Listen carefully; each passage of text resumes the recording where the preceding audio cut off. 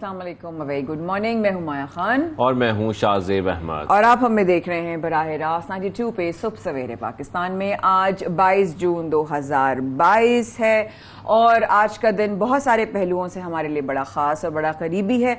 लेकिन प्रोग्राम का आगाज करते हैं सुबनामा के साथ। लेकिन एक चीज और भी है शाहजेब, आज 22 जून को दुनिया में कहीं ना कहीं आज के दिन को जो है वो कोई चॉकलेट के दिन से भी मना रहा है, कोई ना कोई जो है वो जनाब अवेयरनेस के दिन से भी मना, अलग अलग ममालिक में है। हम किस दिन से मना रहे हैं? चॉकलेट के दिन से हम मना रहे हैं कि मुबारक हो IMF का पाकिस्तान से मुआहदा हो गया। अच्छा। हम इस तरह भी मना सकते हैं। बात करेंगे, लेकिन मईशत संभालने के लिए मुश्किल फैसले जो हुकूमत वो कर रही है और मुसलसल फैसले इस किस्म के किए जा रहे हैं कि मईशत किसी तरीके से कुछ संभल जाए। अब पेट्रोल की कीमत दिल पर पत्थर रखकर बढ़ाई। अब हम देख रहे हैं कि वज़ीर-ए-आज़म शहबाज शरीफ ने बहुत सारी बातें की हैं। उन्होंने ये भी कहा कि मजीद मुश्किल फैसले करने पड़े तो करेंगे, लेकिन PTI की नाअहली की वजह से मईशत को चैलेंजेस दरपेश हैं। साथ में इमरान खान ने IMF से मुआहदा करके उसकी खिलाफ वर्जी की, जाते जाते पेट्रोल की कीमतें कम कर दी। लेकिन अब वो कह रहे हैं कि हम ये करेंगे कि अमीर लोगों पर टैक्स लगाएंगे। अब अमीर लोगों पर टैक्स लगाएंगे, बिल्कुल ऐसा ही है। और आगे अगर बड़े इस हवाले से तो PTI की ममनुआ फंडिंग केस का फैसला महफूज हो गया है। जनाब चीफ इलेक्शन कमीशन ने कहा यकीनी बनाएंगे कि सबके साथ इंसाफ हो और चाहते हैं दूसरी सियासी जमातों के केसेस भी इख्तिताम पजीर हों। बिल्कुल। अकबर एस बाबर ने यह कहा है कि ख्वाहिश है केस आइंदा के लिए मिसाल बने। जबकि PTI के फरूख हबीब साहब जो है उनका भी एक बयान सामने आया। उन्होंने सबसे पहले तो तहफ़्फ़ुज़ात का इजहार किया इस पर और यह कहा कि इलेक्शन कमीशन का केस में एक तरफ झुकाव हमें कुछ नजर आता है और इस तरह का बयान जो है वो उनकी जानब से दिया गया है। साथ में जब हम IMF का जिक्र कर रहे थे तो IMF की जानब से कुछ नई शराइत सामने आ गई हैं जो कि आती रहती हैं IMF की हर कुछ अरसे बाद। आजकल जो हालात चल रहे हैं उसमें IMF हर कुछ दिनों बाद हर एक जब मीटिंग होती है उसके बाद नई शराइत आ जाती है। जो अभी आई हैं उनकी नई शराइत, उसमें क्या प्राइवेट क्या करने के लिए उन्होंने क्या वो ये कहा जा रहा है कि अगर आप लोग मालियाती पैकेज चाहते हैं तो खसारे में चलने वाले तमाम सरकारी इदारों को प्राइवेटाइज कर दिया जाए दिसंबर तक। तो अभी तो जुलाई आने वाला है, अब तो जुलाई शुरू हो रहा है। बिल्कुल, अब तो वक्त भी नहीं है। साथ में ये भी कहा जा रहा है कि वफाकी काबीना के इजलास में IMF मुआहदे में पेशरफ्त का जायजा लिया गया।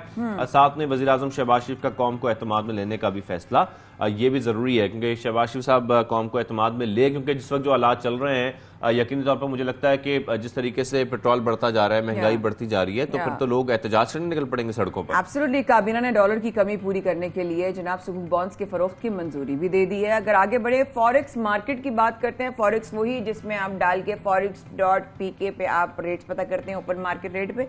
उसी के हवाले से अगर बात करें तो मार्केट में मुसलसल तेजी, डॉलर मजीद ₹1 और 48 पैसा मजीद, यानी कि तकरीबन ₹1.5 शाहजेब अगर गलत नहीं होगा। तो अभी कहाँ पहुंच गया? 211। ये चांद पे पहुंच गया जहां पे पानी के जो है वो मिल गए हैं जनाब, मौजूद हो गए हैं जनाब, आगे सबूत मिल गए। ये चांद पे जाएगा, वहीं पर जाके एक नई आबादी होगी और हम कहेंगे एक जमाना था हम जमीन पे रहते थे। आगे बढ़े तो इंटरबैंक में ₹211 कीमत और जनाब ओपन मार्केट में डॉलर ₹215 तक फरोख्त होने की खबर है। बिल्कुल। स्टेट बैंक की निजी बैंकों को आज से डॉलर की फरामी $50 करोड़ का फंड कायम कर दिया गया है। इसके साथ साथ स्टेट बैंक करेंसी कंट्रोल और इंपोर्ट पॉलिसी के जरिए ज़र मुबादला पर कंट्रोल मजीद बढ़ाएगा, जो कि करना बहुत जरूरी है। इंपोर्ट पर कंट्रोल आएगा, ज़र मुबादला कंट्रोल होंगे, तभी कुछ हो सकेगा।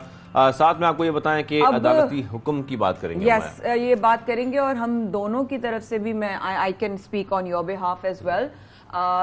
ये जो भी अब सिचुएशन हो रही है ये बहुत ज्यादा कोई प्लेजेंट नहीं है। जहां खून के रिश्ते होते हैं वहां पर अगर एहतजाज हो, वहां पर डिमांड हो, समझ में आता है। किसी गैर की शिकायत पर अगर इस तरह का जो भी हो रहा है, खैर सिचुएशन आपसे शेयर करते हैं। अदालती हुक्म पर आमिर लियाकत हुसैन की कबर कुशाई और पोस्टमार्टम के लिए मेडिकल बोर्ड जो है वो तश्कील दे दी। बिल्कुल। और 6 रुकनी ये बोर्ड है जो 23 जून को कबर कुशाई करके पोस्टमार्टम जो रिपोर्ट है वो अदालत में जमा कराएगा। साथ में दूसरी जानब हम ये भी देख रहे हैं कि आमिर लियाकत हुसैन की साहब का अहलिया है बुशरा इकबाल, उन्होंने जुडिशल मजिस्ट्रेट के फैसले की कॉपी भी हासिल कर ली है। तो ये फैसला है जो अदालती हुक्म है और उस हुक्म पर इस वक्त जो है वो अमल किया जा रहा है। साथ में एक रूस के सहाफ़ी हैं दमित्री मुरातोव ने यूक्रेन की मदद के लिए अपना ही जो तमगा था, जो मेडल था, नोबेल मेडल, वो फरोख्त कर दिया। और ये बताया जा रहा है खबर एजेंसी के मुताबिक कि 23 कैरेट का ये सोने का मेडल था जो कि उन्होंने ऑनलाइन पोर्टल पर फरोख्त किया। और उसकी क्या प्राइस है जरा माया बताइएगा। उसकी प्राइस है जनाब $10 करोड़ 30 लाख। जिसमें वो फरोख्त हुआ है, और उसी सहाफ़ी को नोबल इनाम गुज़िश्ता बरस जो है वो जुर्रतमंदाना सहाफ़त पर दिया गया था। ये वाकई में एक बहुत बड़ा एक्सप्रेशन है अपने मुल्क से, अपनी फौज से, अपनी अवाम से, अपनी ज़मीन से मोहब्बत का। मैं समझती हूँ कि उन्होंने जो है वो अपना मेडल, लोग अपने मेडल लेके साइड हो जाते हैं, उन्होंने अपना मेडल जो है ना वो फरोख्ती कर दिया। नोबेल जो ऑब्वियसली उनका जो भी था। ख़वातीन हज़रात, ये तो था आज का सुबनामा। प्रोग्राम का बाकायदा आगाज़ करते हैं। शाह साहब, एक चीज़ और देखी गई कि जो मैं सिर्फ शेयर कर रही हूँ, एक न्यूज़ आई थी सुबह में भी मैं सुन रही थी कि जो यहाँ पर red line, green line, yellow line जो शुरू होनी थी वो बसेस, वो बारिश के होने या बारिश आने की वजह से उनका लॉन्च रोक दिया गया। ये लॉजिक मुझे समझ नहीं आई। अच्छा। गाड़ियां निकलेंगी तो जाहिर है पानी भी आएगा, जब ज्यादा पानी आएगा तो गाड़ियां रुकेंगी भी लेकिन ये तो एक नेचुरल सा प्रोसेस है ना, इट्स पैकेज डील। लेकिन उनकी वजह से जो अवाम को दुश्वारी होगी उसकी प्रायोरिटी क्यों नहीं? लेकिन आपने एक चीज नोट की है माया, आपका सवाल तो बिल्कुल वैलिड है, लेकिन आपने जो एक चीज नोट यकीनी तौर पर की होगी कि सड़कों पर ट्रैफिक आजकल कुछ कम नजर आ रही है। हाँ। और मैं खुद नोट कर रहा था एक दो दिन से कि जो ट्रैफिक, इवन कराची की अगर बात करें तो शायरा फैसल में जितनी ट्रैफिक होती है, जो पीक टाइम है ट्रैफिक का, उसमें भी आपको उतनी ट्रैफिक नजर नहीं आ रही। इवन रात के औकात में, क्योंकि मार्केट सब 9 बजे बंद हो जाती हैं, तो रात को हम निकले तो बिल्कुल खाली सड़कें थी। बहुत कम जगहों पे शायद हम लोगों ने वो कुछ रेस किया था कि यार कहीं कहीं चाय के होटल खोले थे, तो कल जो खबर आई है कि जनाब मजीद चाय के होटल्स भी बंद नजर आ रहे थे। आपने बता दिया ना कहाँ खुले हैं, उन्होंने जाके बंद करवा दिए। भाई देखिए, हमें ऐसे सर ने कहा है ना चाय कम पियो तो चाय कम पियो, क्या करना है वो आधा पी के। लेकिन अब ये हो रहा है कि बाइक्स को भी पेट्रोल कम पिलाया जा रहा है, क्योंकि जो पेट्रोल है वो इतना महंगा हो चुका है कि अब लोग कोशिश कर रहे हैं कि अपनी मोटरसाइकिलें, अपनी गाड़ियां घर पे छोड़कर और बसों में सफर करें, मेट्रो बस में सफर करें। क्योंकि ये बात नोट की गई है, इसका डाटा हमारे पास आ चुका है। अपनी सवारी के बजाय बसों को तरजीह दी जा रही है। वो कैसे तरजीह दी जा रही है कि अभी जो डाटा हमारे सामने है उसमें अगर मैं आपको बताऊं कि लाहौर ऑरेंज लाइन की बात करें तो रोजाना मुसाफिरों की तादाद 94,000 थी, जो अब बढ़कर 1,18,000 तक पहुंच गई है। इसके साथ साथ मेट्रो बस पर सफर करने वालों की तादाद 1,20,000 से बढ़कर 1,44,000 हो चुकी है। Oh my God. और स्पीडो बस पर सफर करने वालों की तादाद में भी इजाफा हुआ है। तो अच्छी बात है वैसे। ये इजाफा अच्छी बात है। देखते हैं कि क्या अवाम इसको अच्छी बात समझ रही है कि नहीं समझ रही, क्या उनको ट्रैवलिंग में आसानी हो रही है नहीं हो रही, क्या वो इसलिए कर रहे हैं कि अब they don't have any choice. जानते हैं फहीम अमीन हमारे जो नुमाइंदे हैं वो बताएंगे। फहीम भाई जरा बताएं क्या सिचुएशन है, अवाम क्या खुश है या कंफर्टेबल है, जरा अपडेट दीजिएगा। माया, बिल्कुल आपने ठीक कहा कि पेट्रोलियम मसनूआत की जो कीमतें हैं वो आसमान से बातें कर रही हैं, और ऐसे में जो बचत के ज़रिए हैं वो लोग ढूंढना शुरू हो चुके हैं। और इसी को मद्देनज़र रखते हुए लाहौर शहर की जो मेट्रो सर्विसेज हैं उसका इस्तेमाल जो है वो बहुत ज़्यादा बढ़ चुका है, और तकरीबन 80,000 नए मुसाफिर जो हैं इस मेट्रो सिस्टम में शामिल हुए हैं। ऐसा अगर हम बात करें ऑरेंज लाइन मेट्रो ट्रेन की, तो यहाँ पर जो अमूमन मुसाफिर जो थे वो तकरीबन 1,15,000 20,000 जो थे वो थे, जिनकी तादाद में 20 से 25,000 का इजाफा हो चुका है। लोगों की कितनी बड़ी तादाद जो है वो यहाँ पर मौजूद है, जबकि स्पीडो बस सर्विस जो है उसके मुसाफिरों की तादाद में भी इजाफा हुआ है। तकरीबन 35,000 नए मुसाफिर उसमें भी शामिल हुए हैं, जबकि मेट्रो बस सर्विस जो है उसके मुसाफिरों की तादाद में भी 20 से 25,000 का इजाफा हुआ है।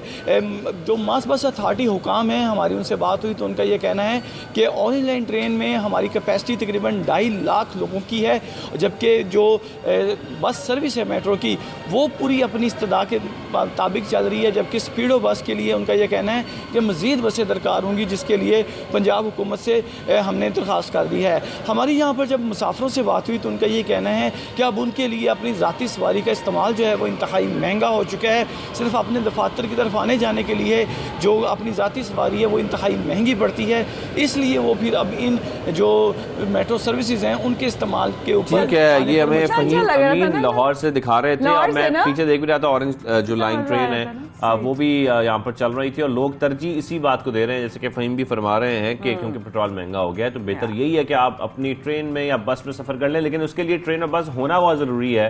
क्योंकि जब हम कराची की बात करते हैं तो यहाँ पे कुछ इलाकों में तो आपको मिल जाती है बस, लेकिन बाकी इलाकों में बड़ा मुश्किल होता है, या वो बस ऐसी नहीं होती कि उसमें ट्रैवल कर सके तमाम लोग, मतलब ऐसा सेटअप नहीं बना हुआ। तो फिर इसका मतलब है कि लोग अगर मजबूर हो रहे हैं तो फिर हर शहर में ऐसा सिस्टम होना चाहिए कि लोग इजीली मेट्रो बस पे ट्रैवल कर मैं भी सकें। लाहौर वाली जो फुटेज थी अभी हमने दिखाई फहीम भाई ने, उसमें जो है ना खवातीन खड़ी हुई थी ना क्यों में, तो मुझे बड़ा अच्छा लगा शाहजेब की खवातीन खड़ी हुई है, इसका मतलब है इट इज कंफर्टेबल, खवातीन के लिए भी इजी है वहां तक अच्छा, जाके लेकिन ये सिर्फ लाहौर में नहीं, रावलपिंडी में भी कुछ सूरत इस किस्म की है। तो रावलपिंडी में जो हमारे नुमाइंदे साजिद शेख, उनसे हम जान लेते हैं। साजिद, आप बताइएगा, पिंडी में भी कुछ ऐसी सूरत हाल है कि लोग अपनी गाड़ियां, अपनी मोटरसाइकिलें, अपनी गाड़ियां सब कुछ छोड़ छाड़ के जो है वो मेट्रो बस पर सफर कर रहे हैं? देखिए, इस वक्त रावलपिंडी के सदर मेट्रो स्टेशन पर मौजूद हैं। जिस तरह के पेट्रोलियम मसनूआत की कीमतों में इजाफा हुआ और उसके बाद हमने देखा कि एक मुसाफिरों की बड़ी तादाद जो है इस वक्त मेट्रो बस सर्विस पर सफ़र करने पर मजबूर हो गई है, जो लोग पहले पसंद नहीं भी करते थे, मगर इस वक्त हम देख रहे हैं, आप मेरे कब में देख सकते हैं, बड़ी तादाद लोगों की मौजूद है जो कि यहाँ से अब रवाना होने की तैयारियों में है। थोड़ा सा ये बताता चलूँ कि जो मेट्रो ज़राए के मुताबिक 1,30,000 से ज़ायद पैसेंजर जो थे पेट्रोलियम मसनूआत की कीमतों में इजाफे से पहले जो सफ़र किया करते थे, उसमें जो इजाफा देखने में आया है वो तकरीबन 15 से 20,000 मुसाफिर ऐसे हैं जो अब हम देख रहे हैं कि उसमें इजाफा हो चुका है। तो ये तादाद इस तरह 1,30,000 पैसेंजर से बढ़कर 1.5 लाख के करीब पहुंच चुकी है। और अगर स्टॉप टू स्टॉप बात की जाए तो 30 रुपये किराया बताया जा रहा है, और अगर इस्लामाबाद तक की भी बात की जाए तो भी किराया 30 रुपये है। और अगर कोई एक मुसाफिर या रावलपिंडी से इस्लामाबाद का सफ़र करे और इस्लामाबाद से वापस भी आए तो उसका मजमूई तौर पर किराया जो है वो 60 रुपये हो जाएगा। हमारी यहाँ पर मुख्तलिफ लोगों से, शहरियों से बात हुई, उनका कहना ये था कि पेट्रोलियम मसनूआत की कीमतों में जो हालिया इजाफा है इतना ज़्यादा हो चुका है कि वो बिल्कुल नाकाबिले बर्दाश्त है। और उन्होंने बेशतर लोगों ने अपनी जो व्हीकल्स हैं, जो गाड़ियाँ हैं, मोटरसाइकिल जो हैं वो घरों में खड़ी कर दी हैं, और वो ये समझते हैं कि मेट्रो का सफ़र जो है इस वक्त उनके लिए इसलिए मुनासिब है क्योंकि उसका किराया मुनासिब है। यही वजह है कि यहाँ पर एक बड़ी तादाद देखने में आ रही है, और लोगों का कहना यही है कि हुकूमत को चाहिए कि पेट्रोलियम मसनूआत की जो कीमतें हैं उसमें जो इजाफा है उसको बिलफौर या तो वापस दिया जाए या उसको कम किया जाए। जी तो जनाब, ये तो पिंडी से हमारे भाई और हमारे नुमाइंदे साजिद शेख साहब बता रहे थे क्या सिचुएशन है। अब जरा अब्बा के शहर मुल्तान का भी जरा सा जो है वो रुख करते हैं। जनाब, मुल्तान में मेट्रो और वेदा बस सर्विस में मुसाफिरों की तादाद का तकरीबन 30% इजाफा हुआ है। हमारे नुमाइंदे 92 न्यूज़ सरफराज अली अंसारी साहब से जानते हैं कि मुल्तान में लोगों को कितनी आसानी या कितनी मुश्किलात, जरा दिखाइए। जी बिल्कुल, पेट्रोलियम मसनूआत की कीमतों में हालिया इजाफे ने लोगों की कुव्वत ख़रीद को खासा मुतासर किया है और लोगों ने प्राइवेट ट्रांसपोर्ट का रुख करना बंद कर दिया है, पब्लिक ट्रांसपोर्ट का इस्तेमाल बढ़ा दिया है। मास ट्रांजिट अथॉरिटी के अदाद शुमार के मुताबिक मेट्रो बस और वीडा बस जो मुख्तलिफ रूट्स पर चलती हैं उनके अंदर रोज़ाना की बुनियाद पर 70,000 शहरी जो है सफ़र कर रहे थे, जबकि पेट्रोलियम मसनूआत की कीमतों में हालिया इजाफे के बाद जो है इन सफ़र करने वालों की तादाद में 30% इजाफा हो चुका है। जी 30% का इजाफा हो चुका है। इस वक्त हमारे साथ मौजूद हैं एक शहरी स्टूडेंट हैं, वो उनसे हम जानने की कोशिश करेंगे कि वो पहले पब्लिक ट्रांसपोर्ट में सफ़र करते थे या कि अब उन्होंने शुरू किया है और उनके क्या तासुरात हैं। अब आप देखें कि हमारी बाइक हॉस्टल में, हम बाइक हमने हॉस्टल पे खड़ी करने पे मजबूर हैं और हम वीडा पे से या मेट्रो पे सफ़र करते हैं यूनिवर्सिटी आने जाने के लिए। किराया अगर हम पेट्रोल डलवाते हैं तो हमारे तकरीबन 400 से 500 रुपये लग जाते हैं आने जाने में, और जबकि मेट्रो पे हमारे 20 रुपये खर्च आते हैं। गवर्नमेंट से ये दरख्वास्त है, अगर आप पेट्रोल की कीमत कम नहीं कर सकते तो कम अज़ कम ये वीडा की जो सहूलत आपने लोगों को दी हुई है ये तो लोगों से ना छीने ना आप। तो हमारी एक दर्दमंदाना अमील है, स्टूडेंट BZU हम पढ़ते हैं, तो आप ये वीडा की सर्विस बिल्कुल भी बंद ना करें। पेट्रोल की मसनूआत में कीमतों में इजाफा हुआ है तो उसकी वजह से हमें बड़ी दुश्वारी पेश आती थी, तो इतना ख़र्चा भी अफोर्ड नहीं कर सकते थे हम, इसीलिए अब हमने मेट्रो ज्वाइन की है और मेट्रो पे ही आते जाते हैं डेली।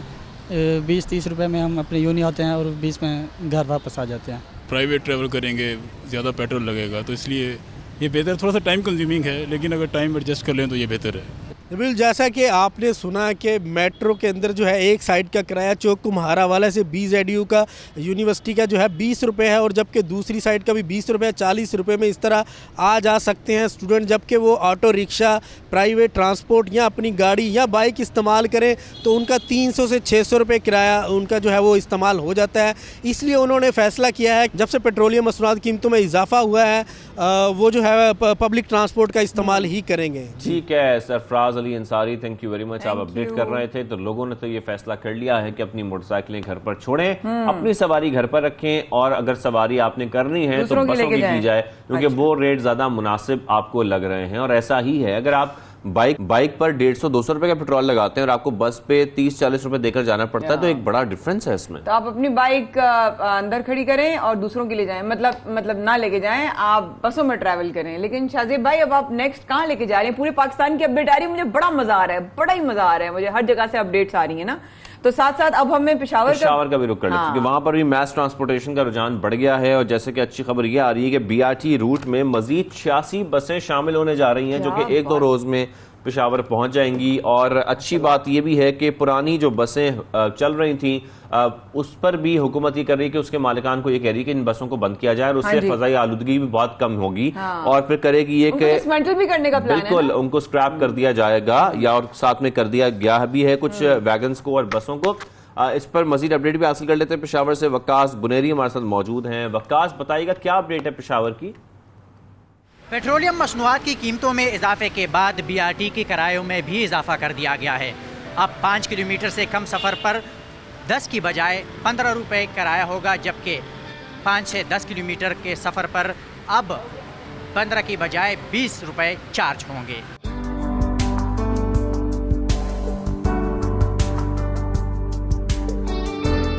इसी तरह 10 से 15 किलोमीटर के सफ़र पर भी 5 रुपये इजाफा कर दिया गया है, जो कि अब 25 रुपये हो गया है। इसके अलावा BRT का किराया जो पहले 50 रुपये था, अब 55 रुपये हो गया है। इसके अलावा ये भी बताते चले कि किरायों में इजाफे के बाद भी BRT में सफ़र करने वालों का रश जो है वो बढ़ गया है। BRT का एक तरफ का किराया जो है वन टाइम सफ़र वो 50 रुपये बरकरार रखा गया है। इसके साथ साथ जो BRT की तमाम बसें हैं उसकी तादाद 158 है, जिसमें 86 बसों का मज़ीद इजाफा भी कर दिया गया है और वो बहुत जल्द BRT में शामिल कर दी जाएगी। BRT में रोज़ाना तकरीबन 2.5 लाख लोग सफ़र करते हैं, जिनमें 70,000 ख़वातीन भी शामिल हैं। इसके साथ साथ अच्छी खबर ये भी है कि BRT फीडर रूट्स के साथ साथ लोगों को सहूलत भी दे रही है, और जो नई 86 बसें आएंगी तो उसके लिए भी मज़ीद फीडर रूट्स में इजाफा कर दिया जाएगा, जो कि लोगों को उससे बहुत ज़्यादा सहूलत मिलेगी। यहाँ आपको ये भी बताते चले कि BRT बस सर्विस हुकूमत ने आमदनी के लिए शुरू नहीं की, अलबत्ता BRT को अपने पैरों पर खड़ा करने के लिए इसमें बड़े बड़े प्लाजे भी बनाए गए हैं, जो कि शॉपिंग के अलावा लोगों को यहाँ पर पार्किंग की सहूलत भी देगी, और ये सहूलत बहुत जल्द शुरू हो जाएगी। बहुत बहुत शुक्रिया हमारे तमाम रिपोर्टर्स, और वकास आपने भी बहुत ज़बरदस्त रिपोर्ट दी। तमाम नुमाइंदों का इसलिए शुक्रिया अदा करना चाहूँगी क्योंकि उन्होंने बाकायदा मेहनत से जिस तरीके से हमें अपडेट्स दी अलग अलग शहरों की। ब्रावो जी, ऐसे ही अपडेट्स देती रहिएगा। लेकिन अब बहुत ज़रूरी है किसी ऐसे रिप्रेजेंटेटिव से बात करने की जो हमें ज़रा कराची के भी हवाले से बात कराए। अगर हम कराची की बात करते हैं, हमारे नुमाइंदों ने बताया कि जनाब ऑरेंज ट्रेन और मेट्रो बस लाहौर में 80,000 मुसाफिरों की तादाद में इजाफा हुआ है, जबकि मुल्तान में 30% शाज़ेब इजाफा हुआ है। कराची ग्रीन लाइन की भी अगर हम बात करें तो तकरीबन 5,000 मुसाफिरों का जो है वो इजाफा देखा गया है ट्रैवलिंग के हवाले से। हमारे साथ मौजूद है Karachi manager communication green line से बिलाल साहब। बहुत शुक्रिया बिलाल साहब, आपने प्रोग्राम के लिए वक्त निकाला। और हमें बहुत सारी खबरें मिल रही हैं कि जनाब कुछ बसेस जो हैं वो बारिश के होने की वजह से जनाब नहीं चलेंगी या उनको अभी नहीं निकाल रहे हैं। जरा ये भी बताइएगा, पेट्रोल की कीमतों में हालिया इजाफे से ऑब्वियसली इस तरह का बड़ा रेशियो और इतना बड़ा परसेंटेज में इजाफा हुआ है, इसके साथ साथ कहाँ जा रहा है अंदाजन अगर 5,000 से ज्यादा मुसाफिर कराची में भी हो रहा है जिसका इंक्रीमेंट, जरा बताइए कि कुछ फैक्ट्स एंड फिगर्स भी शेयर कीजिएगा। जी बिलाल साहब। जी थैंक यू, अस्सलाम वालेकुम। जी सबसे पहले तो आपका ही सवाल था कि ये हमारी जो राइडरशिप का इम्पैक्ट आया है फ्यूल के हवाले से। जी बिल्कुल आया है इम्पैक्ट, और हम इस वक्त अंदाज़न ये कह सकते हैं कि तकरीबन 3 से 4 हज़ार लोग जो हैं उनका आप समझ लें एडिशनल राइडरशिप का है इस वक्त। जब से अगर हम कंपेयर करें जब से फ्यूल प्राइसेस बढ़ी हैं तो ये एक अंदाज़न हमारा एक एस्टिमेट है इसके हवाले से। तो हमारी अजम्पशन ये है कि वक्त के साथ साथ हो सकता है ये और थोड़ा सा स्टेबल हो जाए इंशाल्लाह। दूसरा उसके हवाले से आपने पूछा था कुछ बसेस के हवाले से कि ये कितनी बसेस ऑपरेट कर रही हैं। गालिबन आप बारिश का कुछ बता रही थी। देखें इस वक्त तो हमारा जो रूटीन ऑपरेशन है वैसे ही है सारा, और बसेस हमारी इस तरह रुकती नहीं है क्योंकि हमारे पास रिजर्व स्टॉक होता है। तो उसमें ऐसा कोई चेंज नहीं है। जितनी बसेस हम ऑपरेट कर रहे हैं वैसे ही करते रहेंगे। अलबत्ता ये कि जब हमारी राइडरशिप बढ़ती है तो हम सिर्फ अपना वो बढ़ा देते हैं फ्रीक्वेंसी, यानी कि बसेस कितनी देर में पहुंचेंगी, तो वो सब हमारे कोई स्टॉप नहीं आया है, कोई ब्रेक नहीं आया है बसेस की लॉन्च में, ऐसा कुछ नहीं है? नहीं, ऐसा कुछ नहीं। और green line Karachi capacity sir है कितने लोग कितने मुसाफिर जो रोजाना की बुनियाद पर सफर कर सकते हैं? देखिए कैपेसिटी तो इसकी आप समझ लें कि 1 लाख से ज़्यादा की है, लेकिन क्योंकि इसका एक फाइनल एक स्ट्रेच पैच जो है वो अभी कंप्लीट होना बाकी है, जो कि इसको फर्दर कनेक्ट करेगा अंदर एमिजना पे, यानी थोड़ा सा अंदर डीप ये ट्रैवल करेगी। उसका आखिरी स्ट्रेच जो है वो अंडर डेवलपमेंट है, जिसमें हमें भी अराउंड इसमें हम 1 साल लग जाएगा उसको डेवलप होने में। तो वो स्ट्रेच जब मिलेगा तो फिर हम अपनी कैपेसिटी पे काफ़ी करीब आ जाएंगे। तो वो एक अभी तक एक हिच है जिसको ग्लिच कम कह लें, तो वो इंशाल्लाह जैसे कंप्लीट होगी तो हमारे ये नंबर और बहुत बेहतर। ये तो छोटा सा हम्प है, ये तो इंशाल्लाह अचीव हो जाएगा। खवातीन के हवाले से जरा बताएंगे बिलाल साहब, बिकॉज अभी मैंने लाहौर की जो है वो मेट्रो की भी लाइंस वगैरह देखी, उसमें देखा खवातीन बड़ी कंफर्टेबली खड़ी हुई थी।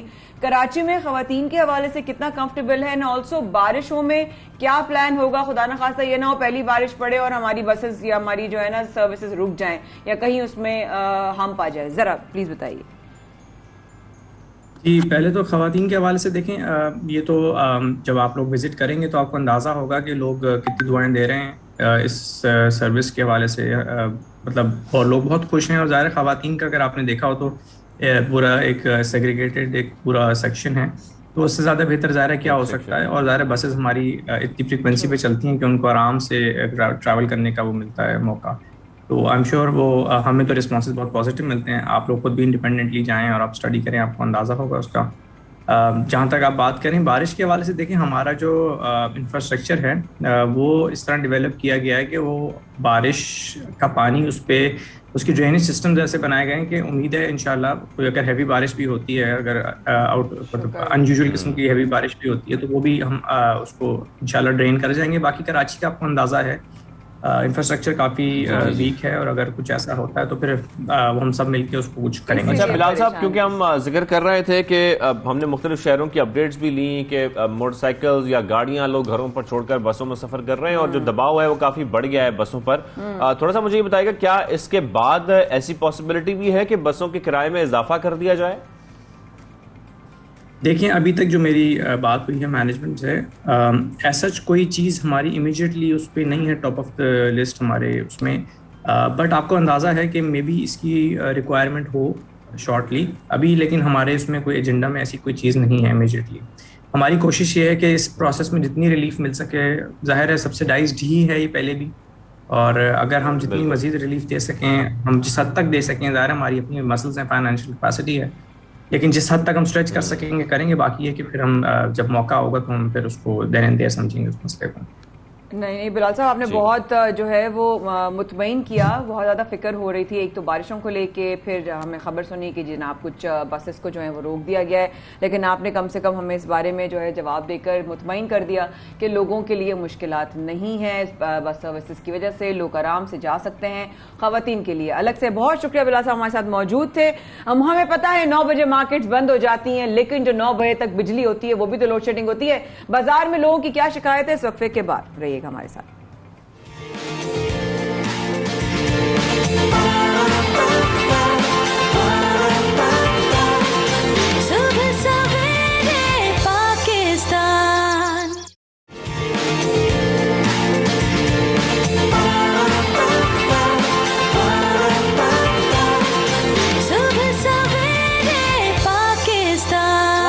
Very good morning. I hope सवेरे पाकिस्तान में शाज़ीब और माया के साथ आपकी सुबह जो है वो अपडेटेड गुजर रही होगी, तो क्यों ना आपको एक और चीज से अपडेट किया जाए। ये साहब जो मेरे बराबर में बैठे हैं, कल ये गए थे मार्केट, लोगों से पूछने कि भाई जो 9 बजे मार्केट बंद हो जाती है उससे आपको कितना गुस्सा है। गुस्सा तो है, लेकिन क्या गुस्सा कम है ज्यादा है?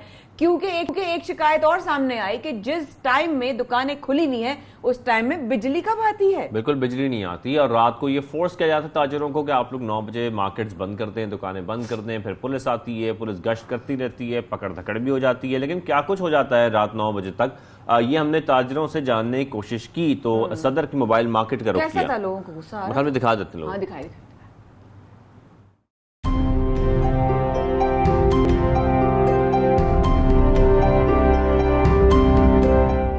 हम इस वक्त मौजूद हैं सदर की मोबाइल मार्केट में और हम आज बात करते हैं मईशत की, कारोबार की। जो कारोबारी लोग हैं वो शदीद परेशान हैं, जो ताजिर हैं वो शदीद परेशानी में मुब्तला हैं। इसकी वजह यह है कि उनका कारोबार मुतासर हो रहा है। आजकल हमने खबर देखी कि 9 बजे तमाम मार्केटें बंद कर दी जाएं, लेकिन 9 बजे मार्केटें अगर बंद कर दी जाएंगी तो ताजरों ने ये मुतालबा रखा था कि हमें बिला तातुल बिजली फराहम की जाए 9 बजे तक, तभी हम अपना कारोबार कर सकेंगे। ये इलेक्ट्रॉनिक मार्केट है, इलेक्ट्रॉनिक मार्केट में बिजली के बगैर काम नहीं हो सकता। शिकायत ये आ रही हैं कि यहाँ पर मार्केटें 9 बजे तो बंद करा दी जाती हैं, लेकिन बिजली में पूरा दिन हमें सिर्फ और सिर्फ 2 घंटे फराहम की जाती है बिजली। जब ऐसा होगा तो फिर कारोबार कैसे चलेगा? आज हम लोगों से बात करते हैं और ये जानने की कोशिश करते हैं क्या वाकई ऐसा है, और अगर 9 बजे दुकानें बंद नहीं हो पाती तो फिर क्या होता है। बताएं, ताजिरों ने ये मुतालबा किया था पहले कि हमें 9 बजे तक आप लोग बिजली फराहम करें, फिर 9 बजे दुकानें बंद हो सकती हैं। क्या बिजली आपको मिल रही है? नहीं ना, मिल रही सर, अभी बंद हो जाएगी, थोड़ी देर सब्र करो, अभी बंद हो जाएगी। 1 बजे जाएगी, 2 बजे आएगी, 3 बजे आएगी, 4 बजे आएगी, 5 बजे आएगी, कब तक चलेगा ऐसा? मुझे बहुत सारे ताजिर ये कहते नजर आ रहे हैं कि आप कम से कम जब इतनी महंगाई है तो हमें कारोबार तो करने दें, पकड़ धकड़ क्यों की जा रही है? अगर पुलिस आती है तो आपसे क्या मुतालबा करती है, क्या कहती है, और क्या उनका रवैया आप लोगों के साथ ठीक होता है? नहीं जी, रवैया ये होता है जी 9 बजे क्यों नहीं बन के, और वो इस तरह से तरसील करते हैं कि एक जिम्मेदार जैसे दुकानदार को मारते हुए, घसीटते हुए। अब कितनी वीडियो में आपको दिखाऊं कि सदर से, लियाकताबाद से, कहाँ से उठा के लेके जा रहे हैं। मुकदमे भी दर्ज किए हैं जी, बिल्कुल FIR दर्ज की हैं। ये मुनासिब नहीं है, ठीक है, जुर्माने करें, जो गलती कर रहे हैं उनके साथ भी देखें, वो भी कोई दहशतगर्द नहीं है, आम ताजिर हैं, ठीक है, गलती हो जाती है। हम ये नहीं कहते कि भाई ठीक है, लोग कारोबार करने के लिए आए, अब बच्चों की रोज़ी कमाने आए। बच्चों की रोज़ी कमानी है, और जो बेसिक मुतालबा था, जो बुनियादी बात थी वो ये थी कि अगर तो आप लोग हमें बिजली दे देंगे, लोड शेडिंग नहीं की जाएगी, लोड शेडिंग नहीं होगी तभी पॉसिबल हो सकेगा कि आप लोग कारोबार कर सकें। यहाँ पर भाई कितनी लोड शेडिंग होती है दिन में? दिन में तकरीबन हो जाती है 7-8 घंटे हो जाते हैं। 7-8 घंटे तो आप लोगों ने कारोबार तो करना होता है। 1 बजे दुकानें खुलनी है, 9 बजे बंद हो जानी है, तो कारोबार कब करते हैं आप ना? क्योंकि मोबाइल की मार्केट तो बगैर उसके नहीं चल सकती। कारोबार हो ही नहीं सकता, आप देख सकते हैं पूरी मार्केट ठंडी हुई है, काम किसी ने भी नहीं किया। जब 9 बज जाते हैं लोग, अभी हम बात कर रहे हैं और बिजली जा चुकी है, और हम यही जिक्र कर रहे थे, यही जानने की कोशिश कर रहे थे कि बिजली यहाँ पर कितने बजे जाती है, कितनी दफ़ा जाती है। अभी मार्केट खुली है, दुकानें अभी सेट हो रही हैं, लोग अपने कारोबार सेट कर रहे हैं, लेकिन अभी ही यहाँ पर बिजली जा चुकी है, तो फिर इनका कारोबार कैसे चलेगा?